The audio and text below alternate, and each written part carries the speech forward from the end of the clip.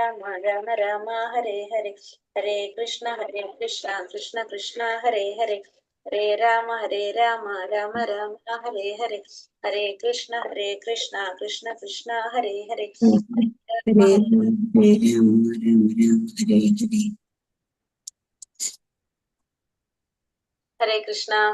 ഹരേ കൃഷ്ണ. എല്ലാവർക്കും പ്രണാമം. ഹരേ കൃഷ്ണ. ഓം നമോ ഭഗവതേ വാസുദേവായ, ഓം നമോ ഭഗവതേ വാസുദേവായ, ഓം നമോ ഭഗവതേ വാസുദേവായ.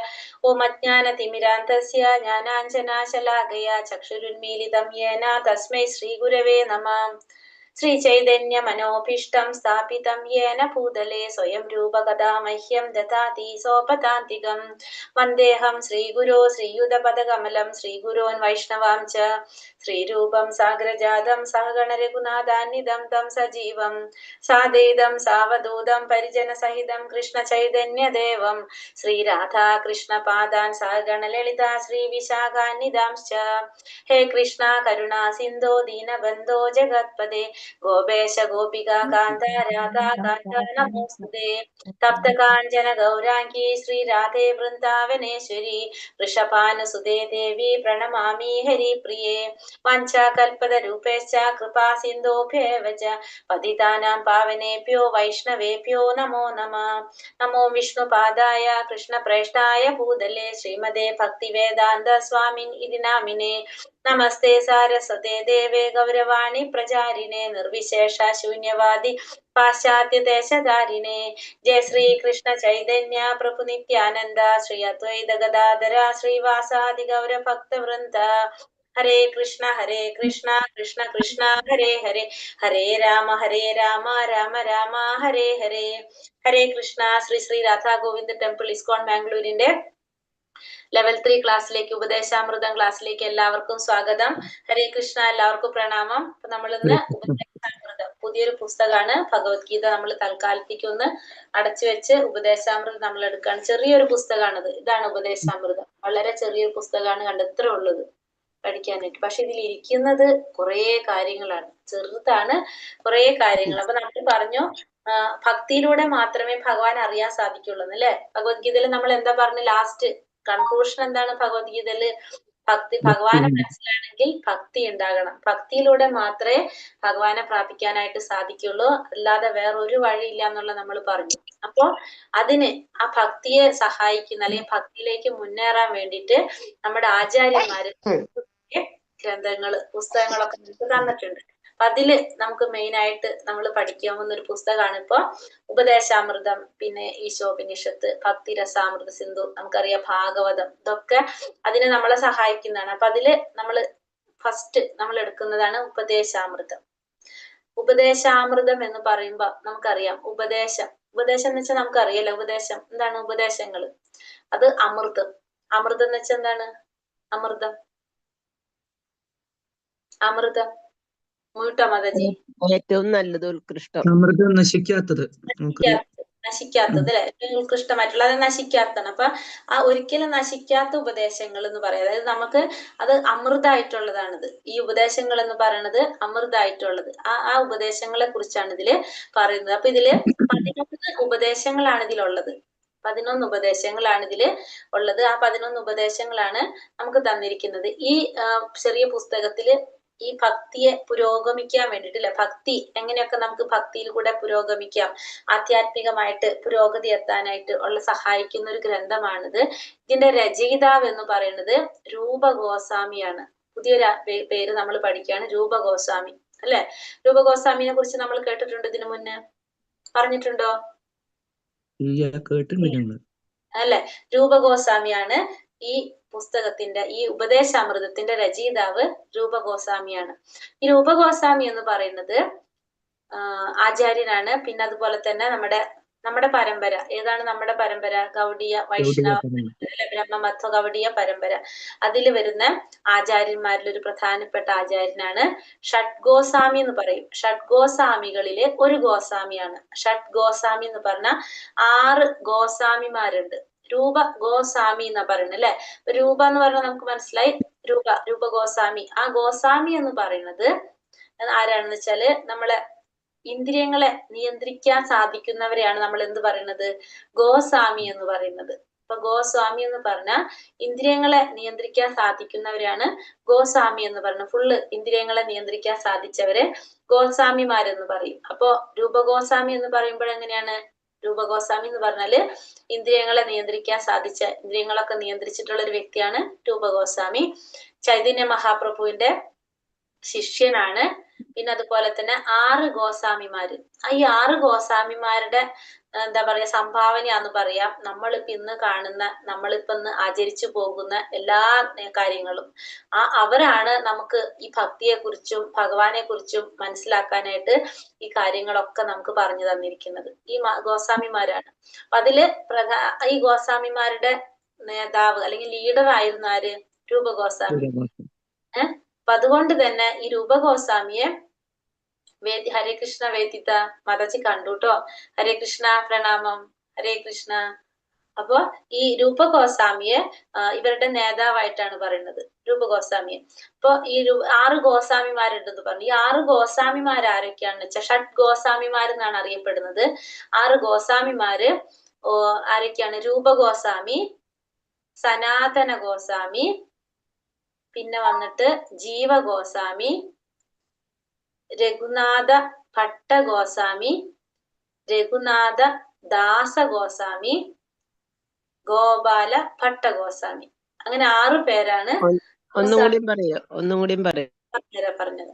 രൂപഗോസ്വാമി, സനാതന ഗോസ്വാമി, ജീവഗോസ്വാമി, രഘുനാഥ ഭട്ട ഗോസ്വാമി, രഘുനാഥ ദാസ ഗോസ്വാമി, ജീവഗോസ്വാമി കഴിഞ്ഞിട്ട് രഘുനാഥ ഭട്ട ഗോസ്വാമി, ഭരതന്റെ പാട്ട, രഘുനാഥ ഭട്ട ഗോസ്വാമി, രഘുനാഥ ദാസ ഗോസ്വാമി, ഗോപാല ഭട്ട ഗോസ്വാമി. 6 ഗോസ്വാമിമാരുടെ ലീഡർ ആയിരുന്നു ആര്? രൂപഗോസ്വാമി. അപ്പൊ നമ്മളിപ്പോ എന്താ മനസ്സിലാക്കിയത്? ഇത്രയും ഉപദേശാമൃതം, ആ ഉപദേശാമൃതത്തിന്റെ രചയിതാവാണ് രൂപഗോസ്വാമി. രൂപഗോസ്വാമി ഷഡ് ഗോസ്വാമിമാരിൽ ഒരാളായിരുന്നു. പിന്നെ അതുപോലെ തന്നെ വേറെന്താ പറയുന്നത്? ഗോസ്വാമി വെച്ച് കഴിഞ്ഞാല് ആരാണ്? ഇന്ദ്രിയങ്ങളെ നിയന്ത്രിക്കാൻ സാധിച്ച വ്യക്തിയാണ് ഗോസ്വാമി. ഇന്ദ്രിയങ്ങളെ നിയന്ത്രിക്കാൻ സാധിക്കാത്തവരെ നമ്മൾ എന്ത് പറയും? ഗോദാസൻ എന്ന് പറയും. ഇന്ദ്രിയങ്ങളെ നിയന്ത്രിക്കാൻ സാധിച്ചു കഴിഞ്ഞാൽ അവരെ ഗോസ്വാമി എന്ന് പറയും. ഇന്ദ്രിയങ്ങളെ നിയന്ത്രിക്കാൻ സാധിക്കാത്ത വ്യക്തിയെ ഗോദാസൻ എന്ന് പറയും. നമ്മളൊക്കെ ഏത് കാറ്റഗറിയിലാണ് വരുന്നത്? ഗോസ്വാമിയാണോ ഗോദാസനാണോ? അയ്യോ, ഗോസ്വാമി ഒന്നും ആയിട്ടില്ല. ഒരു ഡൗട്ടും ഇല്ല, ഗോദാസനാണ് നമ്മളെല്ലാം. അപ്പൊ ഇത്രയും കാര്യങ്ങൾ നമുക്ക് മനസ്സിലായോ? അപ്പൊ ഈ ഉപദേശാമൃതം ത്തിന്റെ രചിച്ച് നമുക്കത് വിവർത്തനം നമുക്ക് നൽകിയിരിക്കുന്നത് ആരാണ്? ശ്രീല പ്രഭുപാദരാണ്. വിവർത്തനം നമുക്ക് തന്നിരിക്കുന്നത് ആരാണ്? ശ്രീല പ്രഭുപാദരുടെ പുസ്തകമാണല്ലോ ഇതൊക്കെ. അപ്പൊ ശ്രീല പ്രഭുപാദരാണ് നമുക്ക് തന്നിരിക്കുന്നത്. അപ്പൊ ഇത് എല്ലാവർക്കും ഭക്തിയിലേക്ക് മുന്നേറാൻ ആഗ്രഹിക്കുന്നവർക്കും തുടക്കക്കാർക്കും ശരിക്കുള്ള ഭക്തന്മാർക്കും എല്ലാവർക്കും പ്രയോജനകരമായിട്ടുള്ളതാണ് എന്ത്? ഈ രചനകളെല്ലാം തന്നെ എല്ലാവർക്കും പ്രയോജനം, ഒരു ഗൈഡാന്ന് പറയാം. നമുക്ക് കുറെ കാര്യങ്ങൾ നമുക്ക് അതിൽ പറയുന്നുണ്ട്. അപ്പൊ നമുക്കൊരു ഗൈഡാണെന്ന് പറയാം. നമുക്കൊക്കെ പ്രയോജനകരമായിട്ടുള്ള ഒരു പുസ്തകമാണ് ഇത് ഈ ഉപദേശാമൃതം എന്ന് പറയുന്നത്. അപ്പോ പിന്നെ നമ്മള് ഇനി രൂപഗോസ്വാമിയെ കുറിച്ച് ആമുഖത്തിൽ കൊടുത്തിട്ടുണ്ട് അല്ലേ? കുറച്ച് ആമുഖത്തിൽ കുറച്ചുള്ളൂ, അതുകൊണ്ടാണ് പിന്നെ ഇത് പറയുന്നത്, എക്സ്ട്രാ പറയുന്നത്.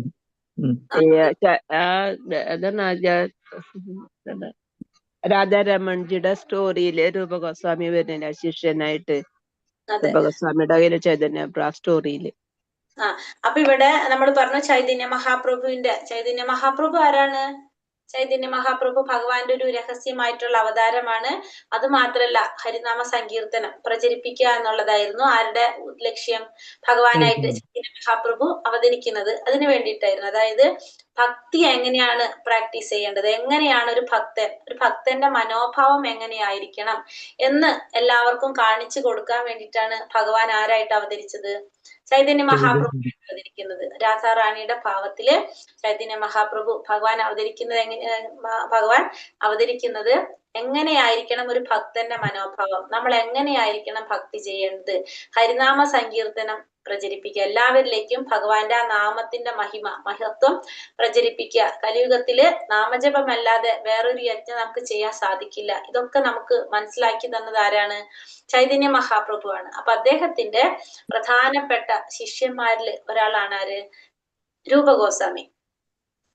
പിന്നെ വന്നിട്ട് സ്വരൂപ ഗോസ്വാമി. അപ്പൊ രൂപ ഗോസ്വാമി യഥാർത്ഥത്തില് ഭഗവാന്റെ നിത്യലീലകള് നടക്കുന്നുണ്ട്. ഭഗവാന്റെ നിത്യലീലകൾ ഉണ്ടല്ലോ, ഭഗവാന്റെ രാധാറാണിയുടെ നിത്യലീലകളിലുള്ള ഒരു മഞ്ജരിയാണ് ആര്? രൂപഗോസ്വാമി. രൂപഗോസ്വാമി എന്ന് പറയുന്നത് ഭഗവാന്റെ നിത്യലീലകളിലെ ഒരു മഞ്ജരിയാണ്, രൂപമഞ്ജരിയാണ്. ആരായിട്ട് അവതരിക്കുന്നത്? രൂപഗോസ്വാമിയായിട്ട് അവതരിക്കുന്നത്. ഇപ്പൊ ഭഗവാന്റെ 8 സഖികളെ നമുക്കറിയാം, പറഞ്ഞിട്ടുണ്ട് നമ്മള്. അഷ്ടസഖികള് ലളിത, വിശാഖ, വിശാഖ പറഞ്ഞിട്ടുണ്ടല്ലോ നമ്മുടെ ക്ലാസ്സില് ഉണ്ടോ? പറഞ്ഞിട്ടുണ്ട് അത്? പറഞ്ഞിട്ടില്ല, അറിയാം.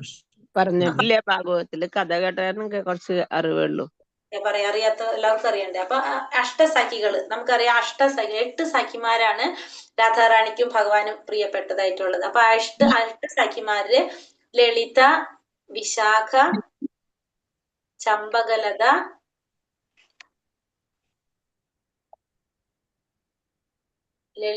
വിശാഖ, ചമ്പകലത, പിന്നെ ആരാണ്? ചിത്രലേഖ,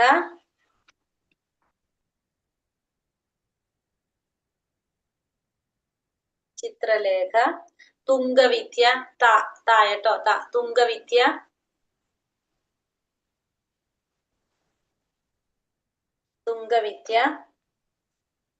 ഇന്ദുലേഖ,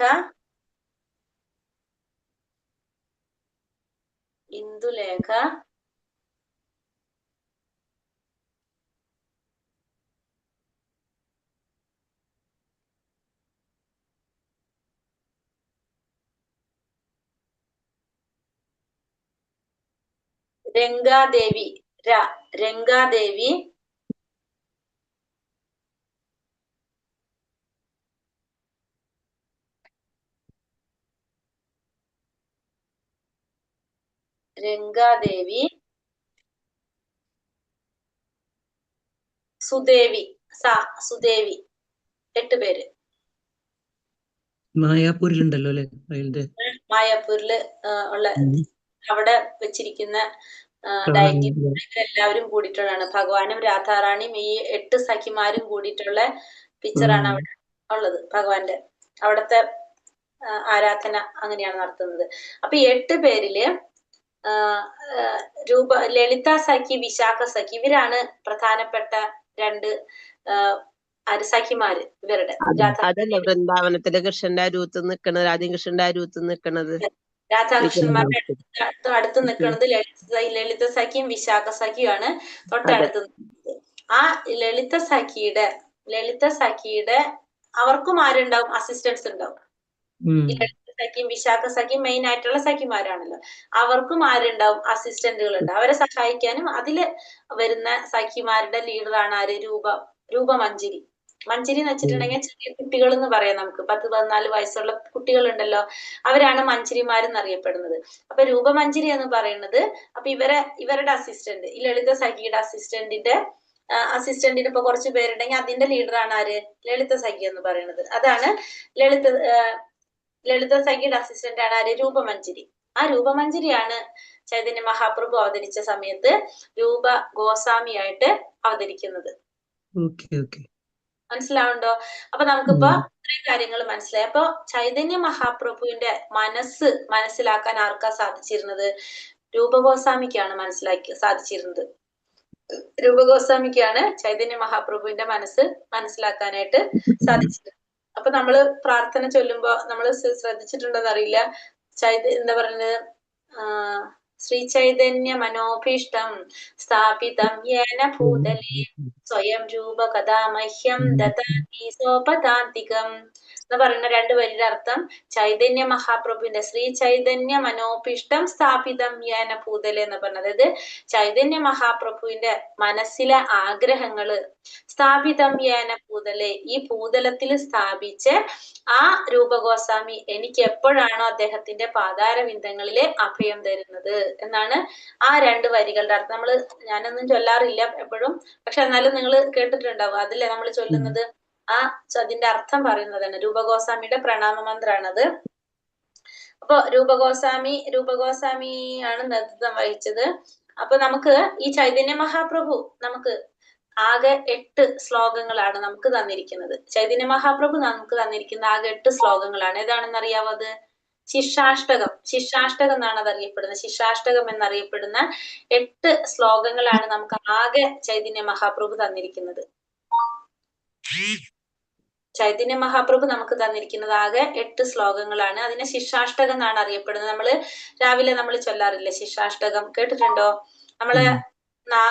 എന്താണ് വൈകുന്നേരം, രാവിലെ നിങ്ങൾ കേട്ടില്ലെങ്കിലും വൈകിട്ട് നമ്മളെ സൺഡേ സത്സംഗത്തിൽ നമ്മൾ ചൊല്ലാറുണ്ട് ശിഷ്യാഷ്ടകം എന്ന് പറഞ്ഞിട്ട് ചൊല്ലുന്ന കേട്ടിട്ടില്ലേ?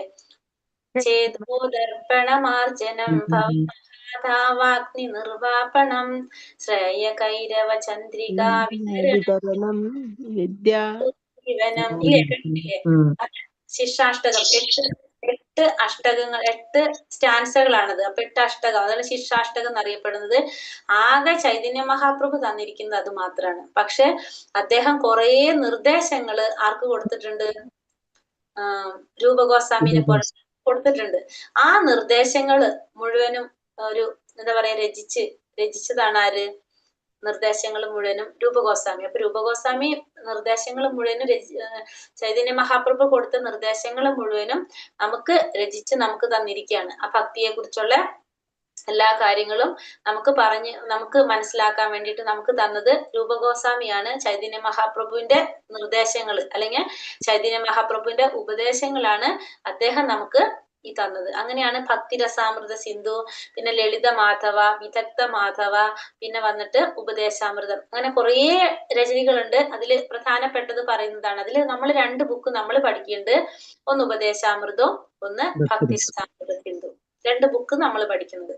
അപ്പൊ ഇത്രയും കാര്യങ്ങൾ മനസ്സിലായപ്പോ ഇതിന്റെ സ്ലൈഡ് ഇല്ല കറക്റ്റ് ആയിട്ട്, അതുകൊണ്ടാണ് ഞാൻ അങ്ങനെ പറഞ്ഞു പോകുന്നത്. ഇത്രയും കാര്യങ്ങൾ ആരെങ്കിലും സംശയങ്ങളുണ്ടോ പറഞ്ഞതില്?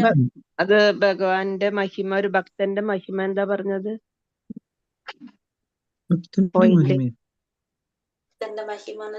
പറഞ്ഞു. ഹരിനാമസംഗീതനം പ്രചരിപ്പിച്ചു പ്രഭു അതിന്റെ പിന്നാലെ പറഞ്ഞ ഒരു ഭക്തന്റെ മഹിമ പറഞ്ഞു. പിന്നെ അതിന്റെ പിന്നാലെ ഭഗവാന്റെ നിത്യലീലകളിൽ എങ്ങനെയാണ് ഭക്തനായിരിക്കേണ്ടത്, നാമജപം പ്രചരിപ്പിക്കുന്നത് എങ്ങനെയായിരിക്കണം, അതായത് ഭഗവാനെ എങ്ങനെയാണ് ഒരു ഭക്തൻ സമീപിക്കേണ്ടത് എന്നൊക്കെ നമുക്ക് കാണിച്ചു തരാൻ വേണ്ടിയിട്ടാണ് ഭഗവാൻ ആരായിട്ട് അവതരിച്ചത്? ചൈതന്യ മഹാപ്രഭുവായിട്ട്. അതായിരിക്കും പറഞ്ഞിട്ടുണ്ടാവുക. ഭഗവാന്റെ നിത്യലീലകളിലുള്ളതാണ് ആര്? ഭഗവാന്റെ സഖിമാരില്ലേ, അഷ്ടസഖിമാരില്. അതുപോലെ തന്നെ രൂപമഞ്ജരി, അഷ്ടസഖിമാരുടെ എന്താണ് പറഞ്ഞ അസിസ്റ്റന്റ് ആന്ന് പറഞ്ഞല്ലേ നമ്മൾ. ലളിത സഖിയുടെ സഹായിയാണ് ആര്? രൂപമഞ്ജരി. ആ രൂപമഞ്ജരിയാണ് രൂപഗോസ്വാമിയായിട്ട് അവതരിക്കുന്നത്. ചൈതന്യ മഹാപ്പ നമുക്കറിയാം, ഭഗവാൻ അവതരിക്കുമ്പോ ഭഗവാൻ എല്ലാ പരിവാരങ്ങളും വരില്ലേ. ഭഗവാൻ ഒറ്റയ്ക്കല്ല വരിക, ഓരോരുത്തർ വരും. വൃന്ദാവനം മുഴുവനായിട്ടാണ് ഭഗവാൻ കൊണ്ടുവരുന്നത്. അതേപോലെ തന്നെ ചൈതന്യ മഹാപ്രഭുവായിട്ട് അവതരിക്കുമ്പോഴും ഭഗവാൻ ചൈതന്യ മഹാപ്രഭുവിന്റെ പുത്രന്മാര് വരികയാണ്. ഭഗവാന്റെ ലീലകളിൽ ഉള്ള അഷ്ടസഖി, അതായത് നിത്യലീലയിൽ ആരൊക്കെയുണ്ടോ അവരൊക്കെ പല പല രീതിയിൽ നമുക്കറിയാം. ഡിസ്റ്റർബ് മൈക്ക് ഓഫ് ചെയ്താൽ. അപ്പൊ അങ്ങനെ അതാണ് നമ്മൾ മനസ്സിലാക്കേണ്ടത്. അതായത് ഭഗവാൻ അവതരിക്കുമ്പോ ഭഗവാന്റെ ലീലയിൽ ആരൊക്കെയാണുള്ളത് അവരൊക്കെ പല പല പേരുകളിൽ ഇവിടെ അവതരിക്കും. അതേപോലെ തന്നെ ചൈതന്യ മഹാപ്രഭുവായിട്ട് ഭഗവാൻ അവതരിച്ചപ്പോഴും രൂപമഞ്ജരി ആരായിട്ട് വന്നു? രൂപഗോസ്വാമിയായിട്ട് വന്നു. അപ്പൊ ചൈതന്യ മഹാപ്രഭുവിന്റെ മനസ്സ് മനസ്സിലാക്കാൻ സാധിച്ചിരുന്ന ആർക്കായിരുന്നു? രൂപഗോസ്വാമിക്കായിരുന്നു. ചൈതന്യ മഹാപ്രഭു അദ്ദേഹത്തിന്റെ എല്ലാ നിർദ്ദേശങ്ങളും ഉപദേശങ്ങളും ആർക്ക് കൊടുത്തു? എപ്രകാരമാണോ ബ്രഹ്മാവിന് ഭഗവാൻ ആ ജ്ഞാനം കൊടുത്തത്, ബ്രഹ്മാവിന്റെ ഹൃദയത്തിലേക്കാണ് കൊടുത്തത് അല്ലെ. ഭാഗവതത്തിൽ പറയുന്നത് തേനേ ബ്രഹ്മഹൃദയ ആദി കവിയെ മുഖ്യന്തിയ സൂര്യ എന്ന് പറയുന്നത്. അപ്പൊ അപ്രകാരമാണ് ചൈതന്യ മഹാപ്രഭു രൂപഗോസ്വാമിക്ക് ആ ജ്ഞാനം കൊടുത്തത്. അത് എവിടെ വെച്ചാ കൊടുത്തത്? ആദ്യമായിട്ട് രൂപഗോസ്വാമി ചൈതന്യ മഹാപ്രഭുവിനെ കാണുന്നത് രാമകേളിയിൽ വെച്ചാണ്. രാമകേളി എന്ന സ്ഥലത്ത് വെച്ചാണ്. അതിനുശേഷം രണ്ടാമത്തെ കൂടിക്കാഴ്ച നടക്കുന്നത് പ്രയാഗ് രാജില് ദശാശ്വമേധഘട്ട് എന്ന് പറഞ്ഞ സ്ഥലം, ദശാശ്വമേധഘട്ടിൽ വെച്ചിട്ടാണ് രണ്ടാമത്തെ കൂടിക്കാഴ്ച നടക്കുന്നത്. അവിടെ വെച്ചിട്ടാണ് ചൈതന്യ മഹാപ്രഭു ഈ നിർദ്ദേശങ്ങൾ, കുറെ നിർദ്ദേശങ്ങൾ ആർക്ക് കൊടുക്കുന്നത്? രൂപഗോസ്വാമിക്ക് കൊടുക്കുന്നത്. അത് പ്രയാഗ്രാജ് ആ സ്ഥലം നമുക്ക് ത്രിവേണി സംഘമാണ്, കുംഭമേള നടന്ന സ്ഥലമാണ്. അങ്ങനെ പറഞ്ഞാൽ നമുക്ക് പെട്ടെന്ന് ഓർമ്മയുണ്ടാവും അല്ലെ.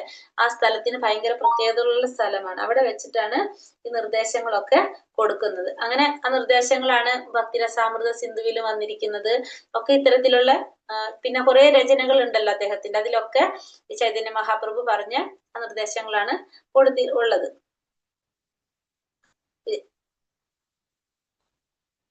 ഇത്രയും മനസ്സിലായോ എല്ലാവർക്കും? അപ്പൊ ഇതിന്റെ ഒക്കെ മെയിൻ ആയിട്ടുള്ള ഉദ്ദേശം അപ്പൊ നമുക്ക് മനസ്സിലായി. എന്താണ് ഇതിന്റെ ഒക്കെ ഉദ്ദേശം? നമ്മളെ ഭക്തിയിലേക്ക് പുരോഗമിക്കുക, നമുക്ക് ഭക്തിയിലേക്ക് മുന്നേറാനായിട്ട് നമ്മളെ സഹായിക്കുന്നതാണ്.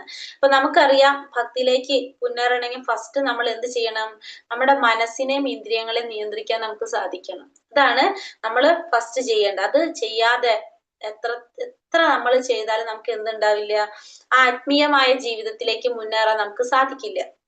അപ്പൊ നമുക്ക് ഈ ഭൗതിക ലോകത്തില് നമുക്കറിയാം ഏറ്റവും കൂടുതൽ എന്താണ് നമ്മളെ ബാധിക്കുന്നത്? രജോ ഗുണാണ് അല്ലെ. രജോ തമോ ഗുണങ്ങളാണ് നമ്മളെ ബാധിക്കുന്നത്. അപ്പൊ ഈ രജോ തമോ ഗുണത്തിൽ നിന്ന് എപ്രകാരമാണ് നമുക്ക് സത്വഗുണത്തിലേക്ക് ഉയരാം? ആ സത്വഗുണത്തിലേക്ക് ഉയരാൻ വേണ്ടിയിട്ട് നമ്മൾ എന്തൊക്കെ ചെയ്യേണ്ടത്, അത് എങ്ങനെയൊക്കെയാ ചെയ്യേണ്ടത് എന്നൊക്കെ നമുക്ക് ഇതിലൂടെ നമുക്ക് മനസ്സിലാക്കാനായിട്ട് സാധിക്കും. നമുക്കറിയാം സത്വഗുണത്തിലേക്ക് ഉയരണമെങ്കിൽ നമുക്ക് ആചാര്യന്മാർ പറയുന്നു അല്ലെ, നമ്മൾ എന്ത് ചെയ്യണം?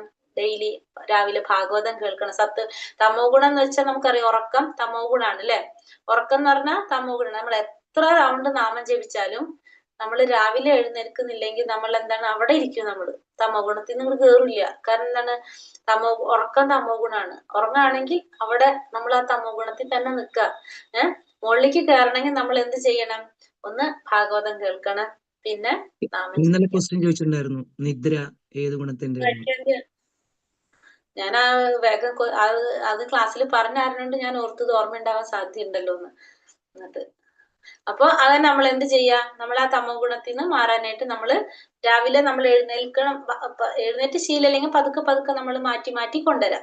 അപ്പൊ അത് നമുക്ക് അത്രയും. അപ്പൊ അതിന് വേണ്ടിയിട്ടാണ് നമുക്ക് ഇത്തരത്തിലുള്ള ആചാര്യന്മാരൊക്കെ നമുക്ക് ഇത്തരം ഗ്രന്ഥങ്ങളും കാര്യങ്ങളൊക്കെ നമുക്ക് പറഞ്ഞിരിക്കുന്നത്. അപ്പൊ അത് മനസ്സിലാക്കിയിട്ട് നമ്മൾ അതനുസരിച്ച് പോകുന്നു.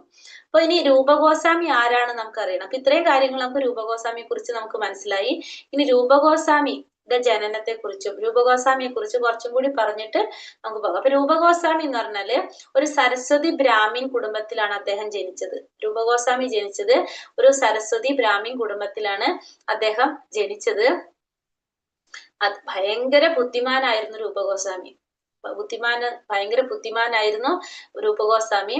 അപ്പോ അന്ത സമയത്ത് രൂപഗോസ്വാമിയുടെ ജ്യേഷ്ഠനാണ് സനാതന ഗോസ്വാമി. ജ്യേഷ്ഠൻ സനാതന ഗോസ്വാമി. ജീവഗോസ്വാമി എന്ന് പറയുന്നത് വേറൊരു ജ്യേഷ്ഠന്റെ മകനാണ് ജീവഗോസ്വാമി. അപ്പൊ ഇവര് 3 പേരും ബന്ധുക്കളാണെന്ന് പറയാം നമുക്ക്. അങ്ങനെ രൂപഗോസ്വാമി സനാതന ഗോസ്വാമി ജ്യേഷ്ഠനും അനിയനാണല്ലോ. അപ്പൊ ബുദ്ധിമാനാണ്, ഭയങ്കര ബുദ്ധിമാനാണ്. അപ്പൊ അന്നത്തെ കാലത്തെ മുസ്ലിം ഭരണം, നവാബ് ഹുസൈൻ ഷാ ഭരണം നടത്തുന്ന സമയമായിരുന്നു.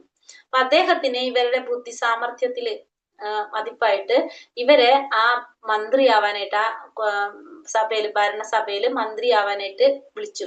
പക്ഷെ ഇവർക്ക് പോവാൻ താല്പര്യം ഉണ്ടല്ലോ. ഇവരെന്താണ്? ഗൗഡീയ വൈഷ്ണവ പരമ്പരയിലുള്ളവരാണ്. ആ രീതിയിൽ ഭക്തിയിലൂടെ എല്ലാവരെയും മുന്നിലേക്ക് കൊണ്ടുവന്നുകൊണ്ടിരിക്കുന്ന ഒരു സമയമാണ്. അപ്പൊ ഇവർക്ക് കാരണം വെറുതെ അവിടെ പോയി ഭരണം നടത്തിയ പോരാ, എന്ത് വേണം? ഫസ്റ്റ് തന്നെ ജാതി മാറണം അല്ലെ. ബ്രാഹ്മണനായിട്ട് ചെന്നിട്ട് മുസ്ലിം ഭരണ സമിതിയില് ചെയ്യാൻ സാധിക്കില്ല, മുസ്ലിം ആകണം. അവർക്കതറിയാം. അപ്പൊ അതുകൊണ്ട് അവരതിന് സമ്മതിച്ചില്ല. പക്ഷെ ഇവരെ ഭീഷണിപ്പെടുത്താണ്. കാരണം ഈ ഭക്തന്മാരൊക്കെ നശിപ്പിക്കും അങ്ങനെയൊക്കെ പറഞ്ഞ് ഭീഷണിപ്പെടുത്തിയപ്പോ മറ്റുള്ളവർക്കൊന്നും ബുദ്ധിമുട്ടുണ്ടാവില്ല പാടില്ല എന്നുള്ളൊരു വിശ്വാസത്തിൽ അവരെന്ത് ചെയ്യാണ്? അങ്ങനെ മതം മാറി അവര് ആ ഭരണ സമിതിയില് അവിടെ സേവനം ചെയ്യാനായിട്ട് അവിടെ ആരംഭിക്കുകയാണ്. അവര് ജോലി ചെയ്യാണ് അവിടെ മന്ത്രിസഭയിൽ. കുറെ വർഷം അവരവിടെ ജോലി ചെയ്തു. അങ്ങനെയാണ് അവർ ആരെ കണ്ടുമുട്ടുന്നത്? പിന്നീട് ചൈതന്യ മഹാപ്രഭുവിനെ കണ്ടുമുട്ടുന്നതും. അങ്ങനെ അവരെ പേരൊക്കെ മാറ്റുന്നുണ്ട്. പേരെന്താണ്? ദബീർ ഖാസ്, പിന്നെ സക്കീർ മാലിക്. ഓ അവര് മതം മാറുമോ? അങ്ങനെ മതം മാറാണ്ട് ഓപ്ഷൻ ഇല്ല അവിടെ. അങ്ങനെ ഓ. മതം മാറ്റിയിട്ട് അത് ഏതാ പേര് പറഞ്ഞ? സക്കീർ മാലിക്, സക്കീർ മാലിക്കും ദബീർ ഖാസ് എന്ന് പറഞ്ഞിട്ട് പേര് മാറ്റേണ്ടവര്. അങ്ങനെ ചൈതന്യ മഹാപ്രഭുവിനെ ഫസ്റ്റ് കൂടിക്കാഴ്ച നവാബിന്റെ പേരെന്താ പറഞ്ഞത് മാതാജി? നവാബ് ഹുസൈൻ ഷാ, മുഹമ്മദ് നവാബ് ഹുസൈൻ ഷാ എന്നങ്ങാണ്ടാണ് ഫുൾ പേര്, എനിക്ക് തോന്നുന്നു, ഒരു ഓർമ്മ വരുന്നില്ല അത്.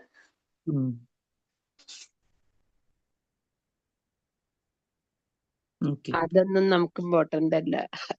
ആ പേരിനോട് മൈൻഡിൽ ഇങ്ങനെ നിൽക്കുന്ന പേര് ഞാൻ അത്ര ശ്രദ്ധിച്ചില്ല. അപ്പൊ അങ്ങനെ അവര് പേര് മാറ്റി. പിന്നെ അതിനുശേഷം ഫസ്റ്റ് ചൈതന്യ മഹാപ്രഭുവിനെ രാമകേളിയിൽ വെച്ച് കണ്ടു. രണ്ടാമത്തെ കൂടിക്കാഴ്ചയിലാണ് ഉപദേശങ്ങളൊക്കെ കൊടുക്കുന്നത്. അപ്പോ രൂപഗോസ്വാമിക്ക് എങ്ങനെയെങ്കിലും അവിടുത്തെ ജോലി വിട്ടിട്ട് ഇനി തിരിച്ച് ഇവിടെ വേണമല്ലോ. അപ്പൊ അങ്ങനെ അവിടുത്തെ മന്ത്രിസഭയിൽ പറഞ്ഞിട്ട് അവിടെ നിന്ന് രക്ഷപ്പെടും. അവർ വളണ്ടറി റിട്ടയർമെന്റ് എടുക്കും. അദ്ദേഹം രൂപഗോസ്വാമി വളണ്ടറി റിട്ടയർമെന്റ് എടുത്തു. വളണ്ടറി റിട്ടയർമെന്റ് എടുത്തിട്ട് അവിടുന്ന് പോരുമ്പോ കുറേ സ്വർണം കിട്ടും. കാരണം അന്നത്തെ പൈസയൊന്നുമല്ല അന്നൊന്നും. ഇപ്പൊ വളണ്ടറി റിട്ടയർമെന്റ് എടുത്ത് കുറേ സ്വർണം, ഒരു ബോട്ട് നിറയെ സ്വർണം എന്നാ പറയണ കിട്ടും.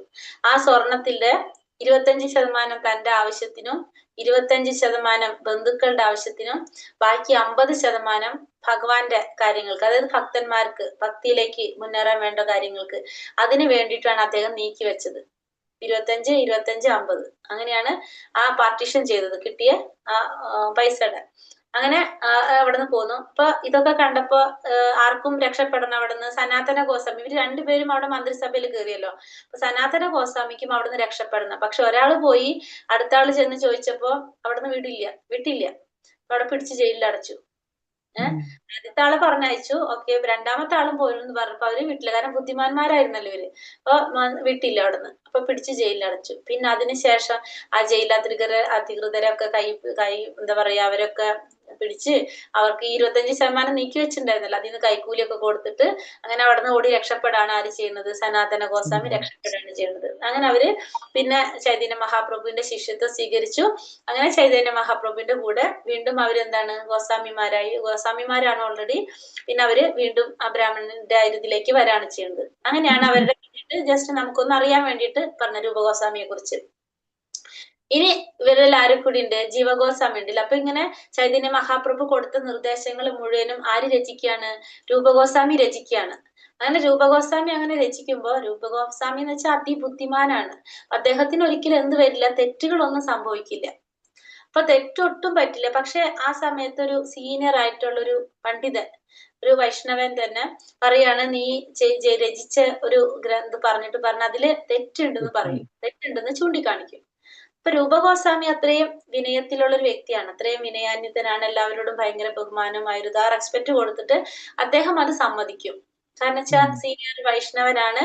അപ്പൊ നമ്മളല്ലാതെ നമ്മൾ അവരോട് തർക്കിക്കാൻ നിൽക്കില്ല, സമ്മതിക്കും. അങ്ങനെ സമ്മതിച്ചിട്ട് പറഞ്ഞു, ശരി ഞാനത് തിരുത്തിക്കോളാന്ന് അദ്ദേഹം പറയും. പക്ഷേ ജീവഗോസ്വാമി ആരാണ്? ജ്യേഷ്ഠന്റെ മകനാണ്. ജീവഗോസ്വാമിക്ക് അറിയാം ആർക്ക് തെറ്റ് പറ്റില്ല എന്നുള്ളത്, രൂപഗോസ്വാമിക്ക് തെറ്റ് പറ്റില്ല എന്നുള്ളത്. ഈ രൂപഗോസ്വാമിയോട് പറയാതെ ജീവഗോസ്വാമി എന്ത് ചെയ്യും? ഈ വല്ലഭ ഭട്ടാചാര്യാണെന്നാണ്, വല്ലഭാചാര്യർ, ഓക്കെ, വല്ലഭാചാര്യരാണ് അദ്ദേഹം. ഈ വല്ലഭാചാര്യരുടെ അടുത്ത് പോയിട്ട് പറയും. കാരണം വെച്ചാൽ രൂപഗോസ്വാമിക്ക് ഒരിക്കലും തെറ്റ് പറ്റുന്നതല്ലല്ലോ. പറയും, എന്നാൽ നമുക്ക് ഒരു കാര്യം ചെയ്യാം, നമുക്കൊരു വാദപ്രതിവാദം വെക്കാം, അതില് തോൽപ്പിക്കാം പറയും. അപ്പൊ ജീവഗോസ്വാമി ചെറുതാണ് അല്ലെ, കാരണം രൂപഗോസ്വാമിയുടെ ജ്യേഷ്ഠന്റെ മകരാന്ന് പറയുമ്പോ പ്രായത്തിലും ചെറുതാണ്. പക്ഷെ അദ്ദേഹത്തിന് അത് സഹിക്കാൻ പറ്റില്ല. കാരണം ഇങ്ങനെ പറയുന്നത്, ചെന്നിട്ട് പറയും നമുക്കൊരു സംവാദം വെക്കാം എന്ന് പറയും. അങ്ങനെ സംവാദം വയ്ക്കുമ്പോ അതിൽ ആര് തോൽക്കും? ഈ വല്ലഭാചാര്യർ, അയാള് തോൽക്കും.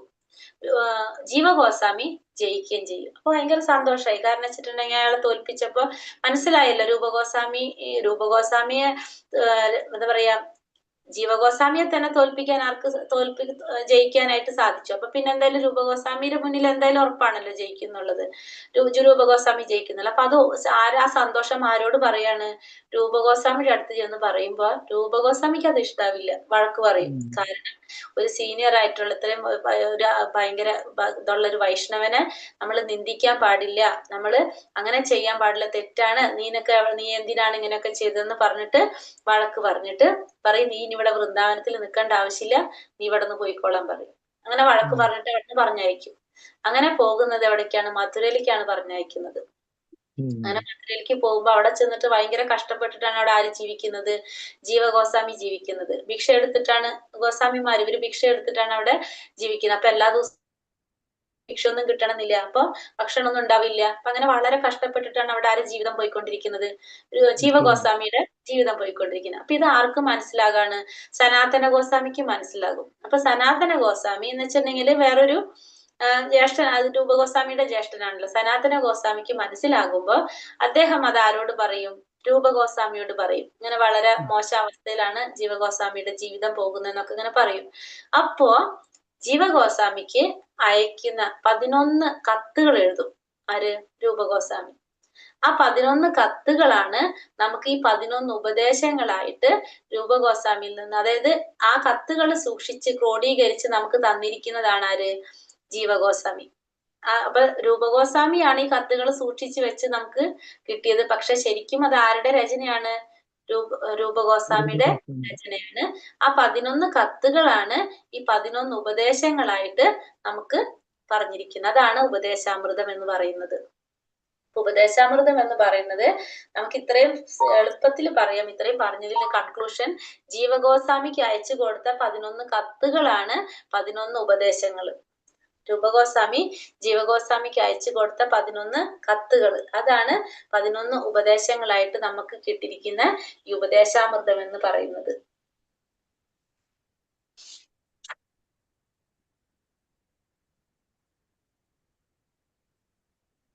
മനസ്സിലായോ ഇത്രയും കാര്യങ്ങൾ? അതൊന്നും കൂടിയും പറയാം. അവര് മധുരയ്ക്ക് പോവാൻ കാരണം, ആ സ്വാമി ജീവസ്വാമി പോവാൻ കാരണം എന്തൊരു കവട കുട്ടികൾ സ്കൂളിൽ പോകാൻ കുറച്ച് കലപിലായിരുന്നു. ഒന്നും കൂടിയും പറയോ? ഏതാണ് മാതാജി? എന്തുകൊണ്ടാണ് ജീവസ്വാമി മധുരയ്ക്ക് പോയത്? അവിടെ രൂപഗോസ്വാമി വഴക്ക് പറഞ്ഞിട്ട് ഓടിക്കാണ് ഇവിടുന്ന്. വൃന്ദാവനത്തിൽ നിൽക്കാനുള്ള അതെന്തുകൊണ്ടാണ്? സഭയിൽ എന്താ ഉണ്ടായത്? അതെന്ന് വെച്ച് കഴിഞ്ഞാല് വല്ലഭാചാര്യരുണ്ടല്ലോ, വല്ലഭാചാര്യരായിട്ട് തർക്കം ഉണ്ടാവാണ്. തർക്കമല്ല, സംവാദം ഉണ്ടാവും. അപ്പൊ സംവാദം ഉണ്ടാവുമ്പോ ആർക്കും ഇഷ്ടായില്ല അത് രൂപഗോസ്വാമി. അങ്ങനെ തർക്കത്തില് തോൽപ്പിക്കുകയാണ് ചെയ്യണത്. വല്ലഭാചാര്യരെ തോൽപ്പിക്കും ജീവഗോസ്വാമി. അപ്പൊ അത് സന്തോഷത്തോടെ വന്ന് രൂപഗോസ്വാമിയോട് പറയുമ്പോ, കാരണം വെച്ചിട്ടുണ്ടെങ്കിൽ ഒരു മുതിർന്ന ഒരു വൈഷ്ണവനെ നമ്മള് നിന്ദിക്കാനായിട്ട് പാടില്ല, അത് അപരാധാണെന്ന് പറഞ്ഞിട്ട് വഴക്ക് പറയും. അങ്ങനെ വൃന്ദാവനത്തിൽ നിൽക്കണ്ടെന്ന് പറഞ്ഞിട്ട് എവിടേക്ക് വിടും? മധുരയിലേക്ക് പോകാൻ പറഞ്ഞിട്ട് പറഞ്ഞയക്കാണ്. ഇത്രയും കാര്യങ്ങളാണ് ഉപദേശാമൃതത്തിന്റെ പിന്നിൽ നമുക്ക് മനസ്സിലാക്കാനുള്ളത്. നമ്മൾ അറിഞ്ഞിരിക്കാൻ വേണ്ടിയിട്ട് പറഞ്ഞതാണ് അത്യാവശ്യം കാര്യങ്ങൾ. അപ്പൊ ഗോസ്വാമി എന്താണെന്ന് പറഞ്ഞു, രൂപഗോസ്വാമിയെ കുറിച്ച് ഒരു ഏകദേശം ഒരു ധാരണ നമുക്ക് കിട്ടിയില്ല. ഇപ്പൊ ഗൗഡീയ വൈഷ്ണവ പരമ്പരയിൽ വരുന്ന ആചാര്യന്മാരില് ഒരാളാണ് അദ്ദേഹമാണ്. അപ്പൊ നമ്മള് ഈ രൂപഗോസ്വാമിയുടെ നിർദ്ദേശങ്ങളാണ് നമ്മൾ പാലിച്ചു പോകുന്നത്. അതായത് 11 ലെറ്റർ അല്ലേ കത്ത് കൊടുത്തത്? അതെ, അതാണ് 11 ഉപദേശാമൃതം. അതെ. ഇപ്പൊ രൂപഗോസ്വാമിയുടെ പാത, രൂപഗോസ്വാമി പോയ വഴിയുടെ പിന്നിൽ കൂടെയാണ് നമ്മൾ പോയിക്കൊണ്ടിരിക്കുന്നത്. രൂപഗോസ്വാമി, അതായത് രൂപഗോസ്വാമി ഒക്കെ എന്താണ്, നമ്മൾ സാധാരണ മറ്റുള്ള വ്യക്തികൾ എങ്ങനെയാണ് ചെയ്യുന്നത്? നമ്മൾ പറയുന്നതൊന്നും പ്രവർത്തിക്കുന്നത് വേറെ ഒന്നും അല്ലെ? നമ്മൾ ഒന്ന് പറയും, വേറെ രീതിയിൽ പ്രവർത്തിക്കും. പക്ഷെ ഇവരെ പോലുള്ള ആചാര്യന്മാര്, വൈഷ്ണവ ആചാര്യന്മാര്, ഈ രൂപഗോസ്വാമി എന്താണോ തനിക്ക് മനസ്സിലായത് അതാണ് അദ്ദേഹം പറയുന്നതും പ്രചരിപ്പിച്ചതും. അപ്പൊ ഏതിലൂടെ പോയി കഴിഞ്ഞാൽ നമുക്ക് ഭക്തിയിലേക്ക് മുന്നേറാൻ സാധിക്കും എന്നുള്ളത് മനസ്സിലാക്കിയിട്ട് നമുക്ക് പറഞ്ഞു തരുന്നതാണ്. അപ്പൊ നമ്മൾ എന്താ ചെയ്യുന്നത്? അവരുടെ പാതയാണ് നമ്മൾ പിന്തുടർന്നു പോകുന്നത്, അല്ലാതെ പറയുന്നത് വേറെ പ്രവർത്തിക്കുന്നത് വേറെയല്ല. അപ്പൊ അതുകൊണ്ട് തന്നെ നമ്മളൊക്കെ എന്തെന്ന് പറയാം? രൂപാനുഗാസ് എന്ന് പറയും. അതായത് രൂപഗോസ്വാമിയുടെ പാതയെ അനുഗമിക്കുന്നതായത് കൊണ്ട് നമ്മൾ എല്ലാവരും എന്തെന്നറിയപ്പെടും? രൂപാനുഗാസ് എന്നാണ് നമ്മളൊക്കെ അറിയപ്പെടുന്നത്. അനുഗമിക്കുക, രൂപാനുഗാസ്, രൂപഗോസ്വാമിയെ അനുഗമിക്കുന്നവർ എന്നാണ് നമ്മൾ എല്ലാവരും അറിയപ്പെടുന്നത്. ഒന്നുകൂടിയും പറയൂ. രൂപ രൂപാനുഗാസ്. രൂപാനുഗാസ്.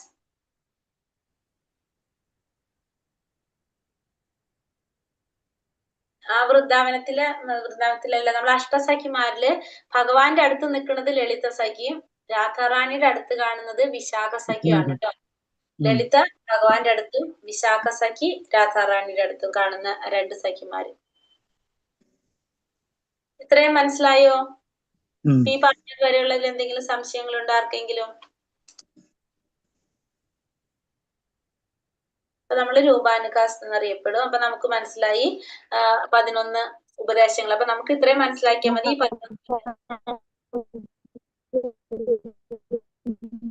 ആരെങ്കിലും ഇതിൽ പറയുന്നുണ്ടോ? മാതാജി, ലളിത സഖി ഭഗവാന്റെ മാതാജി, ഭഗവാന്റെ അടുത്ത്. ലളിത സഖി ഭഗവാന്റെ അടുത്ത് നിൽക്കുന്നു. അതെ, അതായത് ആ പിക്ചർ ഞാൻ നോക്കട്ടെ, ഒരെണ്ണം ഇടാനായിട്ട് നോക്കട്ടെ. ആ ഒരു അഷ്ടസഖിമാരും ഭഗവാനും രാധാറാണിയും കൂടിയിട്ടുള്ള മായാപ്പൂരിൽ വരുന്ന ഡയറ്റി അങ്ങനെ വരുന്നത്. അതില് ഭഗവാന്റെ അടുത്ത് നിൽക്കുന്നതാണ് ലളിത സഖി, രാധാറാണിയുടെ അടുത്ത് നിൽക്കുന്നത് വിശാഖ സഖി എന്നുള്ളത്. അത് മംഗളാരതിയിലുണ്ട്. മംഗളാരതിയില് നമ്മളിവിടത്തെ ഇല്ലല്ലോ. അപ്പൊ നമുക്ക് ഇത്രയും കാര്യങ്ങൾ നമുക്ക് എല്ലാവർക്കും മനസ്സിലായോ? ഈ പറഞ്ഞ കാര്യങ്ങളൊക്കെ. ഇനി നമ്മൾ ഉപദേശാമൃതത്തിലേക്ക് കടക്കാണ്. അപ്പൊ 11 ഉപദേശങ്ങളാണെന്ന് പറഞ്ഞു. അപ്പൊ നമ്മള് ആ ഉപദേശങ്ങൾ എന്ന് പറയുമ്പോ അതില് ഭക്തിയെ അപ്പൊ നമ്മൾ പറഞ്ഞു ഭക്തിയിലൂടെ മാത്രമേ ഭഗവാൻ അറിയാനായിട്ട് സാധിക്കുള്ളൂ. അപ്പൊ ഭഗവാൻ അറിയാനായിട്ട് നമുക്കൊരു മാധ്യമം നമുക്ക് ആവശ്യമാണ് അല്ലെ? അതാണ് ആര്? ഗുരു. ഗുരുവിലൂടെ മാത്രമേ നമുക്ക് ഭഗവാനിലേക്ക് എത്താനായിട്ട് സാധിക്കുള്ളൂ. നമുക്ക് നേരെ ഭഗവാന്റെ അടുത്തേക്ക് പോകാനുള്ള യോഗ്യതകളില്ല. അതുകൊണ്ട് നമുക്കറിയാം ഒരു ഗുരുവിന്റെ ആവശ്യം നമുക്കുണ്ട് അവിടെ. അപ്പൊ നമ്മൾ ആദ്യം നമുക്ക് ആര് വേണം? ഒരു ഗുരു വേണം. അപ്പൊ എങ്ങനെയുള്ള ഒരു വ്യക്തിയായിരിക്കണം നമ്മുടെ ഗുരു? അപ്പൊ ആ ഗുരുവിനെ തിരഞ്ഞെടുക്കുമ്പോ ആ ഗുരുവിന് ഉണ്ടാവേണ്ട യോഗ്യതകൾ എന്തൊക്കെയാണ്? അപ്പൊ ഇതിൽ പറയുന്നത് ഈ 11 ഉപദേശത്തിൽ നമുക്ക് തരുന്നത് ഒരു ഗുരുവിന് ഉണ്ടാവേണ്ട യോഗ്യതകളെ കുറിച്ച്, ഭക്തിയെ പ്രോത്സാഹിപ്പിക്കുന്ന കാര്യങ്ങള്, ഭക്തിയെ നശിപ്പിക്കുന്ന കാര്യങ്ങള്, ഭക്തന്മാര് എങ്ങനെയാണ് എങ്ങനെയുള്ള ഭക്തന്മാരുണ്ട്, അവരുടെ പലതരത്തിലുള്ള ഭക്തന്മാരെ കുറിച്ച്, പിന്നെന്താണ് ഭഗവാന്റെ നാമത്തെ കുറിച്ച്, അങ്ങനെയാണ് നമ്മൾ ഈ പറയുന്ന ഈ 11 ഉപദേശം എന്ന് പറയുന്നത്. അതായത് ഭക്തിയുമായിട്ട് ബന്ധപ്പെട്ട കാര്യങ്ങളാണ് ഈ 11 ഉപദേശങ്ങളിൽ പറഞ്ഞിരിക്കുന്നത്. നമുക്ക് ഓരോന്നായിട്ട് നോക്കാം. നമ്മൾ ഇതിൽ ക്വസ്റ്റ്യൻ ആൻസർ ഉണ്ട്. ആ ക്വസ്റ്റ്യൻ ആൻസർ തന്നിരിക്കുന്നത് നിങ്ങൾക്ക് പഠിക്കാൻ വേണ്ടിയിട്ടല്ല, എന്ന് വെച്ച് മനസ്സിലാക്കണ്ടെന്നല്ല.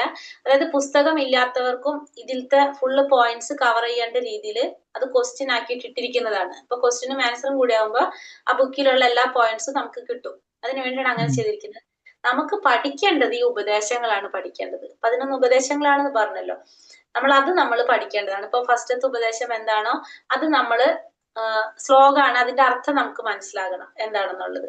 എളുപ്പമാണ് നമുക്ക് പഠിക്കാനായിട്ട്. നമുക്ക് ഓരോ ദിവസവും ഗ്രൂപ്പിലിട്ടുണ്ടാ ക്വസ്റ്റ്യൻസ് ഇന്ന് മാതാജി ഇട്ടുണ്ടാവില്ലേ? ഞാൻ ഇട്ടു കൊടുത്തില്ലാന്ന് തോന്നുന്നു. അപ്പൊ ഇന്ന് നാളേക്ക് എന്തായാലും വരുള്ളൂ. ഇന്നിപ്പോ നമ്മൾ അവതാരികയല്ലേ എടുത്തത്, അപ്പൊ അതുകൊണ്ട് നാളേക്ക് വരും ക്വസ്റ്റ്യൻസ്. അപ്പൊ ഇത്രയും കാര്യങ്ങളാണ് അവതാരികയില് നമുക്ക് മെയിൻ ആയിട്ട് പറയാനുള്ളത്. പിന്നെ വന്നിട്ട് ഒരു മിനിറ്റ്, ഞാൻ ഇങ്ങനെ സ്ലൈഡില് എന്തെങ്കിലും കുറച്ചുള്ളതില്ല, അതുകൊണ്ടാണ് അത് എടുക്കാഞ്ഞത്.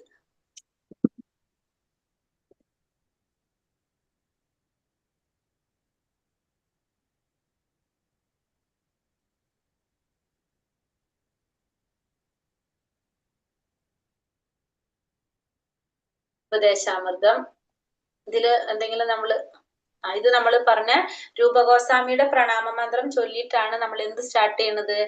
ഉപദേശാമൃതം സ്റ്റാർട്ട്. കാരണം വെച്ചാൽ രൂപഗോസ്വാമിയാണ് അതിന്റെ രചയിതാവ് അല്ലെ? നമ്മൾ പറഞ്ഞു ശ്രീ ചൈതന്യ മനോഭീഷ്ടം സ്ഥാപിതം യേന ഭൂതലേ സ്വയം രൂപകഥാമഹ്യം ദദാതി സോപതാന്തികം. അതായത് ചൈതന്യ മഹാപ്രഭുവിന്റെ മനസ്സിലെ ആഗ്രഹങ്ങൾ, അഭിഷ്ടങ്ങള് ഈ ഭൂതലത്തിൽ സ്ഥാപിച്ചതാരാണോ ആ സ്വയം രൂപനായിട്ടുള്ള സ്വയം രൂപായ രൂപഗോസ്വാമി എനിക്ക് എപ്പോഴാണോ അദ്ദേഹത്തിന്റെ പാതാരവിന്ദങ്ങളില് അഭയം തരുന്നത് എന്നാണ് ഇതിന്റെ അർത്ഥം പറയുന്നത്. അദ്ദേഹം ഒരു ബ്രാഹ്മണ സരസ്വതി കുടുംബത്തിലാണ് ജനിച്ചത്. നവാബ് ഹുസൈൻ സാഹിബിന്റെ ചീഫ് സെക്രട്ടറി ആയിരുന്നു. പിന്നെ നമ്മൾ പറഞ്ഞു ചൈതന്യ മഹാപ്രഭു ആയിട്ടുള്ള ആദ്യത്തെ കൂടിക്കാഴ്ച രാമകേളിയിലായിരുന്നു. രണ്ടാമത്തെ കൂടിക്കാഴ്ചയാണ് എവിടെ? പ്രയാഗ്രാജില് നമ്മൾ പറഞ്ഞ ത്രിവേണി സംഗമം അവിടെ നടന്നത്. ഇതാണ് രൂപഗോസ്വാമി. രൂപഗോസ്വാമി പ്രധാനപ്പെട്ട രചനകൾ പറയുന്നത് ഉപദേശാമൃതം, വിദഗ്ധ മാധവ, ലളിത മാധവ, ഭക്തിരസാമൃത സിന്ധു, ഇതൊക്കെ അദ്ദേഹത്തിന്റെ പ്രധാനപ്പെട്ട രചനകളാണ്. ഇനി ഇതില് നമ്മള് ഒന്നുകൂടി പറയാം. നമുക്ക് 11 ഉപദേശങ്ങളാണെന്ന് പറഞ്ഞല്ലോ. അതിൽ 1 മുതൽ 7 വരെ ഉള്ളതിന് വൈദി സാധന ഭക്തി എന്നാണ് പറയുന്നത്. 1 മുതൽ 7 വരെ വൈദി സാധന ഭക്തിയിലാണ് വരുന്നത്. 8ാമത്തത് രാഗാനുഗ ഭക്തിയിലാണ് വരുന്നത്. 9, 10, 11 ഭാവഭക്തി പ്രേമഭക്തിയിലാണ് വരുന്നത്. 9, 10, 11 ഭാവഭക്തി പ്രേമഭക്തി അതിലേക്കാണ് വരുന്നത്. അപ്പൊ ഇത് എന്താണെന്നുള്ളത് നമുക്ക് പറയാം. പോകെ നമുക്ക് പറഞ്ഞു പോകാം. വൈദി സാധന ഭക്തി എന്ന് പറഞ്ഞ ജസ്റ്റ് നമുക്ക് പറയാം. അതായത് ആ ഭക്തിയിലേക്ക് നമ്മൾ മുന്നേറുമ്പോ നമ്മൾ എന്താണ്, നമ്മളെപ്പോഴും പറയില്ലേ, നമുക്ക് ഇഷ്ടമില്ലെങ്കിലും നമ്മളൊരു ഗുരു പറയുന്നത് അനുസരിച്ചോ അല്ലെങ്കിൽ നമ്മൾ ശാസ്ത്രങ്ങൾ പറയുന്നതനുസരിച്ചോ നമ്മൾ ചെയ്തു പോകുന്നു. അത് നമ്മൾ പ്രാക്ടീസ്, അതായത് നമ്മൾ രാവിലെ നേരത്തെ എഴുന്നേറ്റ് നാമം ജപിക്കുന്നത്, മംഗളാരതി അറ്റൻഡ് ചെയ്യുന്നത്. ഇപ്പൊ നമുക്ക് താല്പര്യം ഉണ്ടാവണമെന്നില്ല, പക്ഷെ എന്താണ് അത് ആചാര്യം പറയുന്നതല്ലേ, അല്ലെങ്കിൽ ക്ലാസ്സിലുള്ള എല്ലാവരും ചെയ്യുമ്പോ ഞാൻ എങ്ങനെ ചെയ്യാതിരിക്കുക എന്നൊക്കെ ചിന്തിച്ചുകൊണ്ട് നമ്മളത് പൂർണ്ണമായിട്ട് മനസ്സില്ലെങ്കിലും നമ്മൾ ചെയ്തു പോകാണത്. അതാണ് എന്ത് സാധനാ ഭക്തി എന്ന് പറയുന്നത്. ആ ഭക്തിയിലേക്ക് നമ്മൾ കടക്കാണ്. ആ നിയമങ്ങളും നിർദ്ദേശങ്ങളൊക്കെ പാലിച്ചുകൊണ്ട് ശാസ്ത്രങ്ങളിൽ പറയുന്ന പ്രകാരം ഇങ്ങനെ ആചാര്യന്മാര് അല്ലെങ്കിൽ സീനിയർ ആയിട്ടുള്ള ഭക്തന്മാര് പറയുന്നതനുസരിച്ച് നമ്മളത് ചെയ്യുന്നു എന്ന് മാത്രമല്ല, നമുക്കതിന് താല്പര്യമൊന്നും ഉണ്ടാവില്ല. പക്ഷെ അങ്ങനെ ചെയ്ത് വരുമ്പോ നമുക്ക് എന്ത് വരും? പതുക്കെ നമുക്കതിൽ താല്പര്യം വരും. ആദ്യം നമ്മൾ ഇവർക്ക് വേണ്ടി ചെയ്യും. നമ്മൾ സ്കൂളിൽ കുട്ടികൾ പഠിക്കുന്ന പോലെ ആദ്യം അച്ഛനും അമ്മയ്ക്ക് വേണ്ടി പഠിക്കും. കുറെ നാൾ കഴിയുമ്പോൾ അവർക്ക് മനസ്സിലാവും ഇത് നമുക്ക് വേണ്ടി തന്നെയാണ് ചെയ്യേണ്ടതെന്ന്. അപ്പൊ നമ്മൾ നമുക്ക് വേണ്ടി പഠിക്കാൻ തുടങ്ങും. അതേപോലെ തന്നെ രണ്ടാമത്തെ നമുക്ക് എന്തിലേക്ക് കടക്കും? അപ്പൊ രാഗാനുഗ ഭക്തിയിലേക്ക് കടക്കും നമ്മള്. അപ്പൊ എന്താണ് നമ്മൾ ചെയ്യാനായിട്ട് പിന്നെ നമ്മൾ സ്വന്തമായിട്ട് നമ്മൾ ആഗ്രഹം കൊണ്ട് ചെയ്യാൻ തുടങ്ങും. പിന്നെ നമുക്കതിൽ എന്ത് വരും? ഭാവം വന്നു.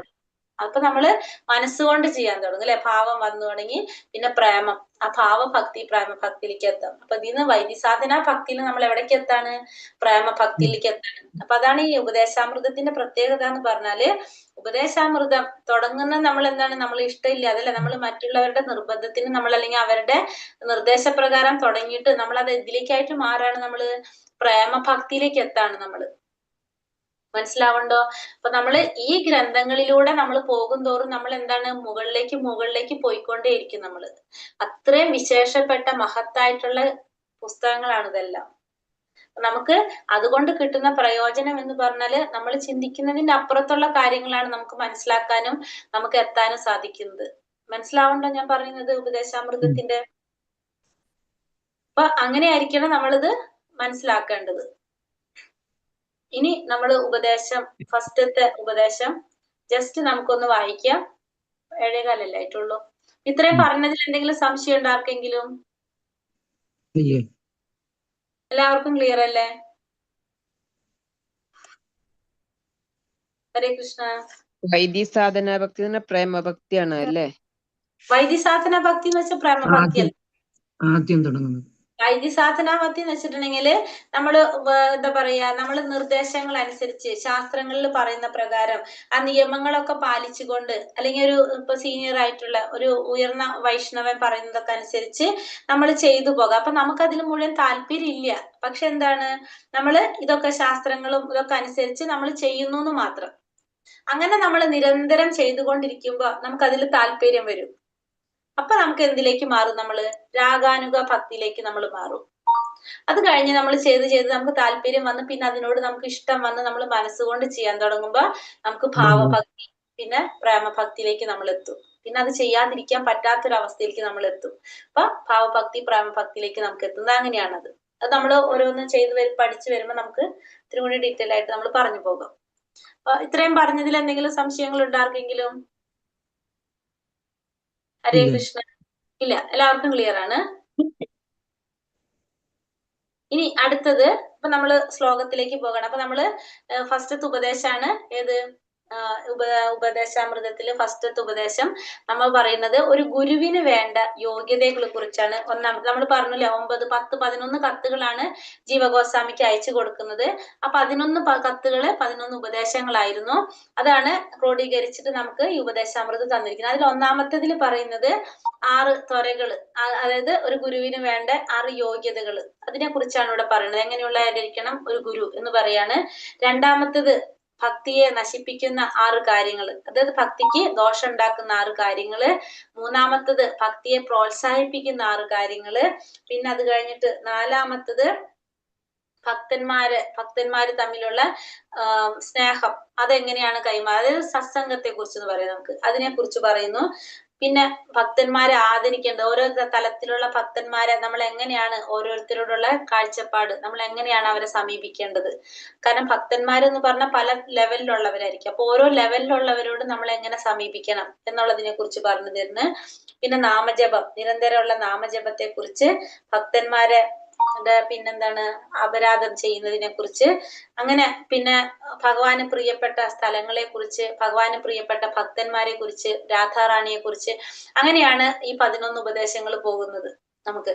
ഇതിൽ ഒന്നാമത്തെ ഉപദേശം എന്ന് പറയുന്നത് ഒരു ഗുരുവിന് വേണ്ട യോഗ്യതകൾ എന്തൊക്കെയാണ് കേൾക്കണം, അല്ലെങ്കിൽ ഒരു എങ്ങനെയുള്ള ഒരു വ്യക്തിയായിരിക്കും ഗുരു എന്ന് പറയുന്നത്. അപ്പൊ ജസ്റ്റ് നമുക്കൊന്ന് തുടങ്ങി വെക്കാം, നാളെ നമുക്ക് എടുക്കാം.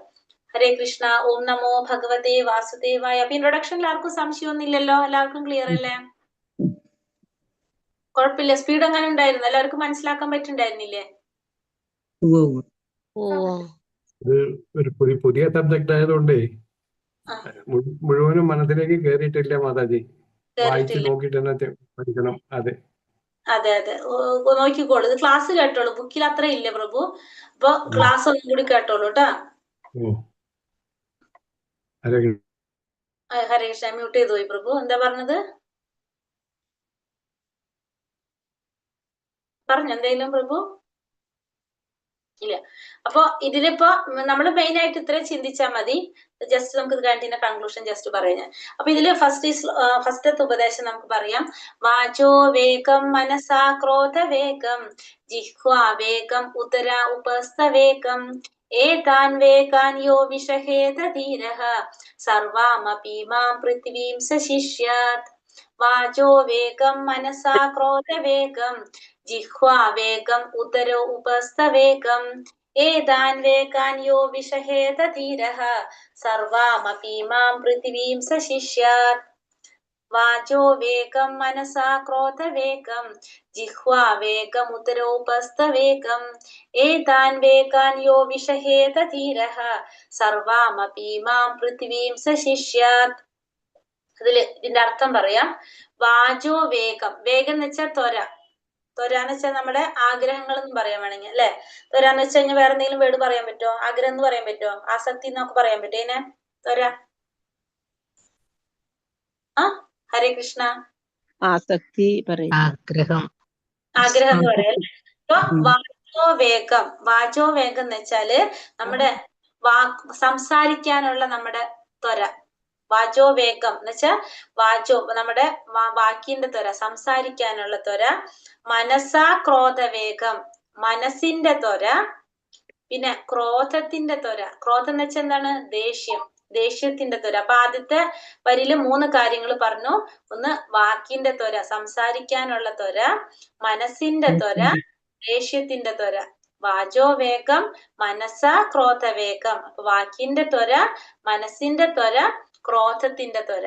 രണ്ടാമത്തിൽ പറയുന്നതോ ജിഹ്വാ വേഗം ഉദര ഉപസ്ഥ വേഗം. ജിഹ്വ, ജിഹ്വ എന്ന് വെച്ചാൽ എന്താണ്? നാവ്. നാവിന്റെ ത്വര. ഉദരം, ഉദരം എന്ന് വെച്ചാല് വയറ്, വയറിന്റെ ത്വര. ഉപസ്ഥം, ഉപസ്ഥം എന്ന് വെച്ചാല് നമ്മുടെ ജനനേന്ദ്രിയം, ഉൽപാദനേന്ദ്രിയം. ഈ ജനനേന്ദ്രിയത്തിന്റെ അല്ലെങ്കിൽ ഉൽപാദനേന്ദ്രിയത്തിന്റെ ത്വര. ഈ 6 കാര്യങ്ങൾ പറഞ്ഞു. ഒന്ന് വാക്കിന്റെ, അതായത് സംസാരിക്കാനുള്ള ത്വര. രണ്ടാമത്തത് മനസ്സിന്റെ ത്വര. മൂന്നാമത്തത് ക്രോധത്തിന്റെ ത്വര. പിന്നെ ജിഹ്വ, നാവിന്റെ ത്വര. ഉദരം, വയറിന്റെ ത്വര. ഉപസ്ഥം, ജനനേന്ദ്രിയത്തിന്റെ ത്വര. ഏതാൻ വേഗാൻ യോ വിഷഹേത ധീരഃ. ഏതാൻ വേക്കാൻ ഈ ത്വരകളെയെല്ലാം ഏതൊരുവനാണോ വിഷഹേത സഹിക്കാൻ സാധിക്കുന്നത് അവൻ ധീരഹ, അവൻ ധീരനാണ്. അപ്പോ ഈ ത്വരകളെല്ലാം സഹിക്കാൻ സാധിക്കുന്നത് ആരാണോ അവൻ ധീരനാണ്. സർവാമപീമാം പൃഥിവീം സശിഷ്യർ, അവൻ എന്തിനു സാധിക്കും? ഈ ഭൂമിയെ മുഴുവൻ ശിഷ്യപ്പെടുത്താനുള്ള കഴിവുണ്ടായിരിക്കും. അപ്പോ വാക്കിന്റെ ത്വര, മനസ്സിന്റെ ത്വര, ക്രോധത്തിന്റെ ത്വര, ജിഹ്വയുടെ ത്വര, ഉദരത്തിന്റെ ത്വര, പിന്നെ ഉപസ്ഥത്തിന്റെ ത്വര, അതായത് ജനനേന്ദ്രിയത്തിന്റെ ത്വര. ഈ ആറ് കാര്യങ്ങൾ പറഞ്ഞു അല്ലെ. ഇതിന്റെ ത്വരകളെ നിയന്ത്രിക്കാൻ സാധിക്കുന്നവൻ, സഹിക്കാൻ സാധിക്കുന്നവൻ ധീരനാണ്. അവൻ ഈ ഭൂമിയെ മുഴുവൻ ശിഷ്യപ്പെടുത്താനായിട്ട് സാധിക്കും. അതാണ് ഒന്നാമത്തെ ഉപദേശം പറയുന്നത്. ഒന്നാമത്തെ ഉപദേശം പറയുന്നത് വാക്കിന്റെ ത്വര, മനസ്സിന്റെ ത്വര, ക്രോധത്തിന്റെ ത്വര, ജിഹ്വയുടെ ത്വര, ഉദരത്തിന്റെ ത്വര, ഉപസ്ഥത്തിന്റെ ത്വര. ഈ ആറ് കാര്യങ്ങളെ ആർക്കാണോ സഹിക്കാൻ പറ്റുന്നത് അവൻ ധീരഹ, അവൻ ധീരനാണ്. അവൻ എന്ത് സാധിക്കും? ഈ ഭൂമിയെ മുഴുവൻ ശിഷ്യപ്പെടുത്താനായിട്ട് അവന് സാധിക്കും. മനസ്സിലായോ ഞാൻ പറഞ്ഞത്? വാക്കിന്റെ ത്വര, മനസ്സിന്റെ ത്വര, ക്രോധത്തിന്റെ ത്വര, ജിഹ്വയുടെ ത്വര, ഉദരത്തിന്റെ ത്വര, ഉപസ്ഥത്തിന്റെ ത്വര. ഈ ആറ് ത്വരകളെ നിയന്ത്രിക്കാൻ സാധിക്കുന്നത് ആർക്കാണോ അവൻ ധീരനാണ്. അവൻ എന്ത് സാധിക്കും? ഈ ഭൂമിയെ മുഴുവൻ ശിഷ്യപ്പെടുത്താനായിട്ടുള്ള കഴിവുള്ളവനായിരിക്കും എന്നാണ് ഒന്നാമത്തെ ഉപദേശം പറയുന്നത്. ക്ലിയർ ആയോ ഞാൻ ഈ പറഞ്ഞത്? ഇതിൽ പറഞ്ഞിരിക്കുന്നതാണ് സംസാരിക്കുന്നതിനുള്ള ത്വരയെയും മനസ്സിന്റെ വിവിധ അഭിലാഷങ്ങളെയും കോപത്തിന്റെ പ്രവർത്തനങ്ങളെയും നാവിന്റെ ത്വരകളെയും അനുഭവിക്കുന്നതിനുള്ള ത്വരകൾ, ഉദരത്തിന്റെയും ഉൽപാദനത്തിന്റെയും ത്വരകളെ സഹിക്കുവാൻ കഴിവുള്ളവൻ ധീരനാണ്. അവൻ ഈ ലോകം മുഴുവൻ ശിഷ്യന്മാരുണ്ടാക്കുന്നതിനുള്ള അർഹതയുണ്ട്. ഹരേ കൃഷ്ണ. ഇത്രയും മതിയൊന്നും അല്ലെ? കുറെ ആവും നമുക്ക്. അപ്പൊ നമ്മൾ ഇന്ന് പറഞ്ഞത് എന്താണ്? ജസ്റ്റ് ആ ഉപദേശങ്ങൾ. അപ്പൊ ഇതില് നമുക്ക് ഒന്ന് ജസ്റ്റ് ഒരു കൺക്ലൂഷനിലേക്ക് പോകാം. നമുക്ക് ഉപദേശാമൃതം എന്ന് പറയുന്നത് രൂപഗോസ്വാമിയാണ് അതിന്റെ രചയിതാവ്. അത് വിവർത്തനം നമുക്ക് തന്നിരിക്കുന്നത് ആരാണ്? ശ്രീല പ്രഭുപാദർ അല്ലെ? ശ്രീല പ്രഭുപാദറാണ് നമുക്ക് വിവർത്തനം തന്നിരിക്കുന്നത്. നമുക്കിപ്പോ മെയിൻ ആയിട്ട് മനസ്സിലാക്കേണ്ട കാര്യങ്ങൾ, കുറെ കാര്യങ്ങൾ പറഞ്ഞെങ്കിൽ അതിൽ നമുക്ക് അറിയേണ്ട മെയിൻ കാര്യങ്ങൾ. രൂപഗോസ്വാമിയാണ് ഉപദേശാമൃതത്തിന്റെ രചയിതാവ്. വിവർത്തനം നൽകിയിരിക്കുന്നത് ശ്രീല പ്രഭുപാദരാണ്. 11 ഉപദേശങ്ങളാണ് ഇതിൽ കൊടുത്തിരിക്കുന്നത്. ആ 11 ഉപദേശങ്ങൾ എന്ന് പറയുന്നത് ജീവഗോസ്വാമിക്ക് കൊടുത്ത 11 കത്തുകളാണ്. പിന്നെ ഇതിൽ എന്തിനെ കുറിച്ചാ പറയണത്? ഭക്തിയെ കുറിച്ച്. ഭക്തിയിലേക്ക് മുന്നേറാൻ വേണ്ട, ഭക്തിയെ സഹായിക്കുന്ന, ഭക്തിയിലേക്ക് മുന്നേറാൻ, അതായത് നമുക്ക് സത്വഗുണത്തിലേക്ക് ഉയരാൻ വേണ്ട കാര്യങ്ങൾ. സത്വഗുണത്തിലേക്ക് ഉയർന്നാലേ നമുക്ക് എന്തിലേക്ക് പോകാൻ സാധിക്കുള്ളൂ? വിശുദ്ധ സത്വത്തിലേക്ക് നമുക്ക് പോകാനായിട്ട് സാധിക്കുള്ളൂ അല്ലെ? നമുക്ക് എവിടെ പോകണമെങ്കിലും ഒരു പ്ലാറ്റ്ഫോം വേണം നമുക്ക് നിൽക്കാനായിട്ട്, എന്നിട്ട് വേണം അതിന്റെ മുകളിലേക്ക് കയറാനായിട്ട്. അപ്പൊ തമോ രജോ ഗുണങ്ങളിൽ നമുക്ക് എന്തിലേക്ക് മാറണം? സത്വത്തിലേക്ക് നമ്മൾ ആദ്യം എത്തണം. അപ്പൊ സത്വത്തിലേക്ക് എത്തിയാലേ നമുക്ക് വിശുദ്ധ സത്വത്തിലേക്ക് എത്താൻ പറ്റുള്ളൂ. അപ്പൊ നമ്മളിപ്പോൾ എവിടെയാണ്? രജോ ഗുണത്തിലും തമോ ഗുണത്തിലാണ്. അപ്പൊ അതിൽ നിന്ന് നമുക്ക് മാറണമെങ്കിൽ നമ്മൾ എന്ത് ചെയ്തിരിക്കണം? നമ്മൾ ഈ പറയുന്ന നിർദ്ദേശങ്ങൾ നമ്മൾ പാലിച്ചു പോകാൻ നമ്മൾ നോക്കണം. ആ ഭക്തിയിലേക്ക് മുന്നേറാൻ വേണ്ട, അതായത് സത്വഗുണത്തിലേക്ക് എത്താം. നമ്മളിപ്പോ പറയുമ്പോ അല്ലെ, നമ്മൾ എവിടെയെങ്കിലും പോകണമെങ്കിൽ നമ്മൾ ആദ്യം എന്താണ്, നമ്മള് വണ്ടി വിളിക്കണമെങ്കിൽ റോട്ടിലേക്ക് ഇറങ്ങണം, എന്നാലേ വണ്ടി കിട്ടുള്ളൂ നമുക്ക് അല്ലെ? അതേപോലെ തന്നെ നമ്മൾ എന്ത് ചെയ്തിരിക്കണം? നമ്മള് സത്വത്തിലേക്ക് എത്തിയാലേ നമുക്ക് അവിടെ നിന്ന് പോകാൻ പറ്റുള്ളൂ. അതാണ് നമ്മളെ ട്രാൻസിസ്റ്റ്. അവിടെ നിന്നാലേ നമുക്ക് പോകാൻ പറ്റുള്ളൂ. അപ്പൊ ആദ്യം നമ്മളെ ട്രാൻസിസ്റ്റിലേക്ക് നമ്മൾ എത്തണം, സത്വഗുണത്തിലേക്ക്. അപ്പൊ ആ സത്വഗുണത്തിലേക്ക് എത്തണമെങ്കിൽ നമ്മൾ ഇതൊക്കെ പറഞ്ഞ പോലെ പാലിക്കണം, കുറെ കാര്യങ്ങൾ പാലിക്കണം. അപ്പൊ അതിന് നമുക്ക് ആര് വേണം?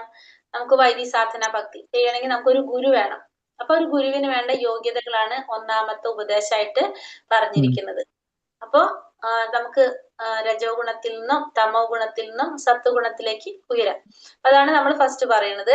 ഇപ്പോ പിന്നെന്താണ് നമ്മൾ ഇതിൽ മെയിൻ ആയിട്ട് പറഞ്ഞത്? ഗോസ്വാമി ആരാണ്, ഗോദാസൻ ആരാണെന്ന് പറഞ്ഞു നമ്മള്. ഗോസ്വാമി എന്ന് വെച്ചാല് ഇന്ദ്രിയങ്ങളെ നിയന്ത്രിക്കാൻ സാധിക്കുന്നവരെ ഗോസ്വാമി എന്നും സാധിക്കാത്തവരെ ഗോദാസൻ എന്നും പറയും. നമ്മൾ ഏത് കാറ്റഗറിയിൽ വരും? രണ്ടാമത്തെ നമ്മൾ ഇന്ദ്രിയങ്ങളുടെ പിന്നാലെ പോകുന്നതാണ്. നമ്മളൊരു നല്ലൊരു പൂ കണ്ട നമ്മൾ അതിന്റെ പിന്നാലെ പോകും. നമ്മളോട് പറയാ പൂ പൊട്ടിച്ചോളൂ, നമ്മൾ അത് പോയി പൊട്ടിക്കും. നമ്മൾ അങ്ങനെയുള്ളവരാണ് അല്ലെ? നമ്മൾ നല്ലൊരു ഭക്ഷണം കണ്ടാൽ നമ്മൾ നാവ് പറയും നമുക്കത് പോയി കഴിക്കാം, നമ്മൾ അതിന്റെ പിന്നാലെ പോകും. അങ്ങനെയുള്ളവരാണ് നമ്മൾ. അപ്പൊ നമ്മള് ദാസന്മാരാണ് നമ്മള്. നമുക്ക് ഇന്ദ്രിയങ്ങളെ നിയന്ത്രിക്കാൻ സാധിക്കില്ല. നമ്മൾ പറയില്ല അയ്യോ അത് കഴിക്കാൻ പാടില്ലാത്തതാണ്, നമുക്ക് വേണ്ടാത്തതാണ്, നമ്മൾ പറയില്ല. നമ്മളത് ഇന്ദ്രിയം പറയണ പോലെ നാവിനാ രുചി വേണം, നമ്മളത് പോയിട്ട് നമ്മളെ മനസ്സ് പറയും വാ നമുക്ക് പോവാ നമുക്ക് കഴിക്കാം എന്ന് പറയും, നമ്മൾ അങ്ങനെ പോകും. അപ്പൊ ഗോദാസന്മാരാണ്. പിന്നെ പിന്നെന്താ നമ്മൾ മെയിൻ ആയിട്ട് പറഞ്ഞത്, ചൈതന്യ മഹാപ്രഭുവിന്റെ ശിഷ്യന്മാരിൽ ഏറ്റവും പ്രധാനപ്പെട്ട ശിഷ്യനാണ് രൂപഗോസ്വാമി എന്ന് പറഞ്ഞു. ഗോസ്വാമി ചൈതന്യ മഹാപ്രഭുവിന്റെ ആഗ്രഹങ്ങള് മുഴുവനും സാധിച്ച്, അതായത് അഭിഷ്ടങ്ങൾ മുഴുവൻ സാധിച്ചു കൊടുത്തത്, അതില് ലീഡർ ആയിരുന്നു രൂപഗോസ്വാമി. 6 ഗോസ്വാമിമാരെ കുറിച്ച് നമ്മൾ പറഞ്ഞു, അതിൽ ലീഡർ ആയിരുന്നു. ഇപ്പൊ ഇന്നത്തെ വൃന്ദാവനമൊക്കെ നമുക്ക് ഇന്നത്തെ രീതിയിൽ കണ്ടുപിടിക്കാനായിട്ട് സഹായിച്ചത് ചൈതന്യ മഹാപ്രഭുവിന്റെ നിർദ്ദേശപ്രകാരം ഇതൊക്കെ ചെയ്തത് ആരാണ്? ഈ ഗോസ്വാമിമാരാണ്. ഈ 6 ഗോസ്വാമിമാരാണ്. ഈ 6 ഗോസ്വാമിമാരാണ് ശരിക്കും പറഞ്ഞാൽ നമുക്ക് ഭക്തിയെ കുറിച്ച് നമുക്ക് ഇത്രയും കാര്യങ്ങൾ മനസ്സിലാക്കാനായിട്ട് സാധിച്ചത് ഇവര് കാരണം കൊണ്ടാണെന്ന് പറയാം നമുക്ക്. ഈ 6 ഗോസ്വാമിമാർ, കാരണം ഇവർക്ക് ചൈതന്യ മഹാപ്രഭു കൊടുത്ത നിർദ്ദേശം എന്ന് പറഞ്ഞാല് ഒന്ന് എന്താണ് ഈ പറഞ്ഞ പോലെ പുണ്യസ്ഥലങ്ങള്, ഭഗവാന്റെ ലീലകൾ നടന്ന സ്ഥലങ്ങൾ കണ്ടുപിടിക്കാന്നുള്ളത്. പിന്നെ അതേപോലെ തന്നെ പിന്നെന്താണ് പറഞ്ഞത്, രണ്ടാമത്തെ കാര്യം പറഞ്ഞത് ഭഗവാന്റെ ആരാധന ചെയ്യാനായിട്ട് ഫലങ്ങള് ഉണ്ടാക്കുക. പിന്നെ അതേപോലെ തന്നെ ഭക്തിയെ കുറിച്ച് എല്ലാവരിലേക്കും ഭക്തി പ്രചരിപ്പിക്കുക, ഭക്തി എല്ലാവരിലേക്കും എത്തിക്കുക, ഭഗവാനെ കുറിച്ചും ഭക്തിയെ കുറിച്ചും എല്ലാവരിലേക്കും എത്തിക്കുക, അതിന് വേണ്ട വഴികള് പറഞ്ഞു കൊടുക്കുക. ഇതൊക്കെയാണ് ഇവർക്ക് കൊടുത്ത നിർദ്ദേശങ്ങൾ. അതിലൂടെയാണ് നമുക്കിപ്പോ ഇത്രയും കാര്യങ്ങൾ ഭഗവാനെ കുറിച്ച് മനസ്സിലാക്കാനായിട്ട് ഒക്കെ സാധിച്ചത്. ഇവരിലൂടെയാണ് നമുക്ക് ഇതൊക്കെ സാധിക്കുന്നത്. അതുകൊണ്ടാണ് നമ്മൾ എന്തെന്നറിയപ്പെടുന്നത്, രൂപാനുഗാസ് എന്ന് അറിയപ്പെടുന്നത്. സാധാരണ നേതാക്കന്മാർ എങ്ങനെയാണ്, അവര് പറയുന്നതൊന്ന് പ്രവർത്തിക്കുന്നതൊന്ന്. ഇവിടെ രൂപഗോസ്വാമിയൊക്കെ എങ്ങനെയാണ്, അവരെന്താണ് അവർക്ക് മനസ്സിലായത് അവരുടെ വഴിയാണ് നമുക്ക് കാണിച്ചു തരുന്നത്. അവര് ഇതിലെ പോയപ്പോഴാണ് ഭഗവാനെ അറിയാൻ സാധിച്ചതെന്ന് അവർക്ക് മനസ്സിലായപ്പോ ആ വഴി കൂടെ പോകാനാണ് നമ്മളെ നിർദ്ദേശിച്ചത്. പോയി നോക്കിയിട്ട് നമുക്ക് നിർദ്ദേശിച്ചു എന്ന് പറയും അല്ലെ. അതുകൊണ്ട് നമ്മൾ അവരുടെ പാത പിന്തുടരുന്നത് കൊണ്ട് നമ്മൾ എന്തെന്ന് പറയും, രൂപാനുഗാസ് എന്നാണ് നമ്മൾ അറിയപ്പെടുക. രൂപാനുഗാസ് എന്നാണ് അറിയപ്പെടുന്നത്. നമ്മള് ഗൗഡീയ വൈഷ്ണവരാണ്, ബ്രഹ്മമത്വ ഗൗഡീയ പരമ്പര 4 തരത്തിലുള്ള സമ്പ്രദായം നമ്മൾ പഠിച്ചിട്ടുണ്ട്. ശ്രീ സമ്പ്രദായം, രുദ്ര സമ്പ്രദായം, ബ്രഹ്മമത്വ ഗൗഡീയ സമ്പ്രദായം, പിന്നെ ഏതാണ് ലക്ഷ്മി സമ്പ്രദായം, കുമാര സമ്പ്രദായം, ശ്രീ സമ്പ്രദായം. നമ്മൾ ഇതൊക്കെ ആദ്യം പറഞ്ഞിട്ടുള്ളതാണ്, ഓർമ്മയുണ്ടാവും എന്ന് വിചാരിക്കുന്നു അല്ലെ. ശ്രീ സമ്പ്രദായം, രുദ്ര സമ്പ്രദായം, കുമാര സമ്പ്രദായം, ബ്രഹ്മമത്വ ഗൗഡീയ, അതായത് ബ്രഹ്മ സമ്പ്രദായം. ശ്രീ സമ്പ്രദായം എന്ന് പറഞ്ഞാൽ ലക്ഷ്മി ദേവിയിൽ നിന്നാണ് അത് തുടങ്ങുന്നത്. ലക്ഷ്മി ദേവിയിൽ നിന്ന് തുടങ്ങിയിട്ട് എത്തുന്നതെല്ലാതും എന്താണ്, വൈഷ്ണവ സമ്പ്രദായങ്ങളാണ് ഇതെല്ലാം. പക്ഷെ ഇതിന്റെ ഒക്കെ തുടക്കം ആരിൽ നിന്നാണ്? ഇപ്പൊ ബ്രഹ്മസമ്പ്രദായം ബ്രഹ്മാവിൽ നിന്ന് തുടങ്ങുന്നു, ലക്ഷ്മി സമ്പ്രദായം ലക്ഷ്മിയിൽ നിന്ന് തുടങ്ങുന്നു, രുദ്ര സമ്പ്രദായം മഹാദേവനിൽ നിന്ന് തുടങ്ങുന്നു, പിന്നെ കുമാര സമ്പ്രദായം 4 കുമാരന്മാര്, സനക, സനാതന, സനന്ദ, സനൽ കുമാരന്മാര് കേട്ടിട്ടില്ലേ, അവരിൽ നിന്ന് തുടങ്ങുന്നു. പക്ഷെ എല്ലാത്തിന്റെയും അൾട്ടിമേറ്റ് ലക്ഷ്യം എന്താണ്? ഭഗവാനെ കുറിച്ച് അറിയുക, ഭക്തിയിലേക്ക് മുന്നേറുക, ഇതാണ് എല്ലാത്തിന്റെയും ലക്ഷ്യം. പക്ഷെ 4 തരത്തിലാണെന്ന്. നമ്മൾ ഫോളോ ചെയ്യുന്നത് ഏതാണ്? ബ്രഹ്മമത്വ ഗൗഡീയ പരമ്പര, ബ്രഹ്മസമ്പ്രദായമാണ് നമ്മൾ ഫോളോ ചെയ്യുന്നത്. ഇത്രയും കാര്യങ്ങൾ നമുക്ക് മനസ്സിലായല്ലോ. ഇത്രയാണ് പറയുന്നത്. ഇത് നമുക്ക് ജസ്റ്റ് മനസ്സിലാക്കാനാണ് നിങ്ങൾക്ക് ഇതൊക്കെ. ഈ ബുക്കിന്റെ പിന്നിൽ ഇത്ര കാര്യങ്ങൾ ഉണ്ടെന്ന് അറിയാൻ വേണ്ടിയിട്ട് പറഞ്ഞതാണ്, മനസ്സിലാക്കി വെക്കുക. നമുക്ക് പഠിക്കാനുള്ളതാണ് ഇന്ന് നമ്മൾ പറഞ്ഞ ആ ശ്ലോകം. അതായത് വാചോവേഗം, മനസാ ക്രോധവേഗം, മുദ്ര ഉപസ്ഥവേഗം, ഏതാൻ വേഗാൻ യാ വിഷഹേത തീരഹ സർവാമപീമാം പൃഥിവീം സശിഷ്യ. അതില് നമുക്ക് അറിയേണ്ടത് ശ്ലോകം അറിയണമെന്നില്ല. ഇപ്പം നിങ്ങൾ ശ്ലോകം പഠിക്കേണ്ട, കാണാതെ ബുദ്ധിമുട്ടായിരിക്കും, നമുക്ക് ഓർമ്മ ഉണ്ടാവണമെന്നില്ല. പക്ഷെ നമുക്ക് അതിന്റെ അർത്ഥം നമുക്ക് പഠിക്കാൻ പറ്റും. ഇപ്പൊ നമുക്ക് പറഞ്ഞപ്പോ തന്നെ നിങ്ങൾക്ക് മനസ്സിലായിണ്ടാവില്ല. നമ്പർ എത്രയാ? ഒന്നാമത്തെ അല്ലേ പഠിക്കണം. അപ്പൊ ഇതിൽ നമുക്ക് അറിയാം വാചോ വേഗം എന്ന് പറഞ്ഞാൽ ഇപ്പൊ വാക്കിനെ നിയന്ത്രിക്കണം, മനസ്സിനെ നിയന്ത്രിക്കാം, പിന്നെന്താണ് ക്രോധത്തിനെ നിയന്ത്രിക്കാം, പിന്നെന്താണ് നാവിനെ നിയന്ത്രിക്കണം, ഉദരത്തിനെ നിയന്ത്രിക്കണം, ഉപസ്ഥത്തിനെ നിയന്ത്രിക്കണം, ജനനേന്ദ്രിയത്തിനെ നിയന്ത്രിക്കണം. ഈ 6 കാര്യങ്ങളുടെ ആഗ്രഹങ്ങളെ നിയന്ത്രിക്കാൻ സാധിക്കുന്ന വ്യക്തി ധീരനാണ്. ഈ ഭൂമിയെ മുഴുവൻ ശിഷ്യപ്പെടുത്താനുള്ള അർഹതയുണ്ടായിരിക്കും. അതായത് ഒരു ഗുരുവിന് വേണ്ട യോഗ്യതകൾ, ഈ 6 കാര്യങ്ങൾ നിയന്ത്രിക്കാൻ സാധിക്കുന്ന വ്യക്തിയാണ് ആര്? ഗുരു എന്ന് പറയുന്നത്. അല്ലാത്തവരെ നമുക്ക് എന്തെന്ന് പറയാൻ സാധിക്കില്ല, ഗുരു എന്ന് പറയാനായിട്ട് സാധിക്കില്ല. അപ്പൊ ഒരു ഗുരുവിനെ തെരഞ്ഞെടുക്കുമ്പോ നമ്മൾ മനസ്സിലാക്കേണ്ട കാര്യങ്ങളാണ് ഇതൊക്കെ. നമ്മളൊരു ഗുരുവിനെ തെരഞ്ഞെടുക്കുമ്പോൾ ഇത്രയും കാര്യങ്ങൾ മനസ്സിലാക്കിയിട്ട്, അതായത് ഒരു ഗുരു നമുക്ക് അറിഞ്ഞിരിക്കണം ആ ഗുരു എങ്ങനെയുള്ള ഒരു വ്യക്തിയാണെന്ന്. അതിനുശേഷമാണ് നമ്മൾ എന്ത് ചെയ്യേണ്ടത്? ആ ഗുരുവിനെ നമ്മൾ തെരഞ്ഞെടുക്കേണ്ടത്. അപ്പൊ ഈ പറഞ്ഞ 6 കാര്യങ്ങളും പാലിക്കുന്ന ഒരു വ്യക്തിയായിരിക്കണം ഗുരു എന്നാണ് നമ്മൾ ഒന്നാമത്തെ ഉപദേശത്തിൽ കാണുന്നത്. വാചോവേഗ, വാക്ക്, മനസ്സ്, ക്രോധം, ജിഹ്വ, ഉദരം, ഉപസ്ഥം. ഇത്രയും കാര്യങ്ങളെ നിയന്ത്രിക്കാൻ സാധിക്കുന്ന വ്യക്തിയാണ് ഗുരു എന്നാണ് നമുക്ക് മനസ്സിലാക്കാൻ സാധിക്കുക. അപ്പൊ ഒന്നാമത്തെ ഉപദേശം എല്ലാവർക്കും മനസ്സിലായോ? ആർക്കെങ്കിലും പറയാൻ പറ്റുമെന്ന്? ആർക്കെങ്കിലും പറയാൻ പറ്റുമോ എന്തൊക്കെയാണ് ഒരു ഗുരുവിന് വേണ്ട യോഗ്യതകളെന്ന്? വാക്ക്, മനസ്സ്, ക്രോധം, വാക്കിനെ നിയന്ത്രിക്കുക, മനസ്സിനെ വാക്ക്, മനസ്സ്, ക്രോധം, നാവ്, ഉദരം, ഉപസ്ഥം ഇവയെ നിയന്ത്രിക്കുക. ആർക്കെങ്കിലും പറയാൻ പറ്റുന്ന ഇപ്പൊ പ്രഭു മാത്രമാണ് പറയുന്നത്. പ്രഭു തുടങ്ങിയപ്പോ എല്ലാവരും കൂടി തുടങ്ങി. പ്രഭു പറഞ്ഞു. പ്രഭു അൺമ്യൂട്ട് ചെയ്തിട്ട് അത് കണ്ടിട്ട് തരാം, ചാൻസ് തരാം എല്ലാവർക്കും. പറഞ്ഞോളൂ പ്രഭു. ഹരേ കൃഷ്ണ. മ്യൂട്ടായി പ്രഭു, മ്യൂട്ടായി. അൺമ്യൂട്ട് ചെയ്തോളൂ. വാക്ക്, മനസ്സ്, ക്രോധം, നാവ്, ഉദരം, ജനനേന്ദ്രിയം ഇവയെ നിയന്ത്രിക്കാൻ കഴിയുന്ന വ്യക്തി ധീരനാണ്. ഒരു ഗുരുവിന് വേണ്ട പ്രധാന യോഗ്യതകൾ ഇതാണ്. അതെ, ആ വ്യക്തിക്കാണ് ശിഷ്യന്മാരെ സ്വീകരിക്കാനായിട്ട് സാധിക്കുന്നത്. ഹരേ കൃഷ്ണ. വേറെ ഒരാൾ പറഞ്ഞേ. ഞാൻ പറയാം. വാക്ക്, മനസ്സ്, ക്രോധം, നാവ്, ഉദരം, ഉപസ്ഥം ഈ ത്വരകളെ ജയിക്കാൻ സാധിച്ചാൽ അവന് ഈ ഭൂമിയെ ശിക്ഷപ്പെടുത്താനാകും. അവൻ ധീരനാകും. വേറെ ഒരാളും കൂടി പറഞ്ഞേ. വാക്ക്, മനസ്സ്, കോപം, നാവ്, ഉദരം, ഉപസ്ഥം ഈ 6 കാര്യങ്ങളെ നിയന്ത്രിക്കുന്ന വ്യക്തിയാണ് ഗുരു. ഗുരു ആ വ്യക്തിക്ക് ശിഷ്യന്മാരെ സ്വീകരിക്കാനുള്ള യോഗ്യത ഉണ്ടായിരിക്കും പറയാം.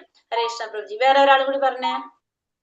വാക്ക്, മനസ്സ്, ക്രോധം, നാവ്, ഉദരം, ഉപസ്ഥം ഇവയെ നിയന്ത്രിക്കുന്ന വ്യക്തിയായിരിക്കും ഒരു ഗുരുവിനുണ്ടായിരിക്കേണ്ട യോഗ്യതകൾ. വാക്കിനെ നിയന്ത്രിക്കാനും, മനസ്സിനെ നിയന്ത്രിക്കാനും, ക്രോധത്തെ നിയന്ത്രിക്കാനും, ജനനേന്ദ്രിയത്തെ നിയന്ത്രിക്കാനും കഴിവുള്ള ഒരു വ്യക്തിയാണ് യഥാർത്ഥ ഗുരു. ഗുരു അല്ലെ? ഒരാളും കൂടി പറഞ്ഞേ. വാക്ക്, മനസ്സ്, ക്രോധം, നാവ്, ഉദര, ഉപസ്ഥം ഇവയെ നിയന്ത്രിക്കുന്ന വ്യക്തിയായിരിക്കും ഗുരു. ആ വ്യക്തിക്ക് ധീരനാണ്. ആ വ്യക്തിക്ക് ശിഷ്യന്മാരെ സ്വീകരിക്കാനുള്ള പറ്റും. ഇനി അടുത്ത ആള് പറഞ്ഞേ. വാക്ക്, മനസ്സ്, ക്രോധം, ജിഹ്വ,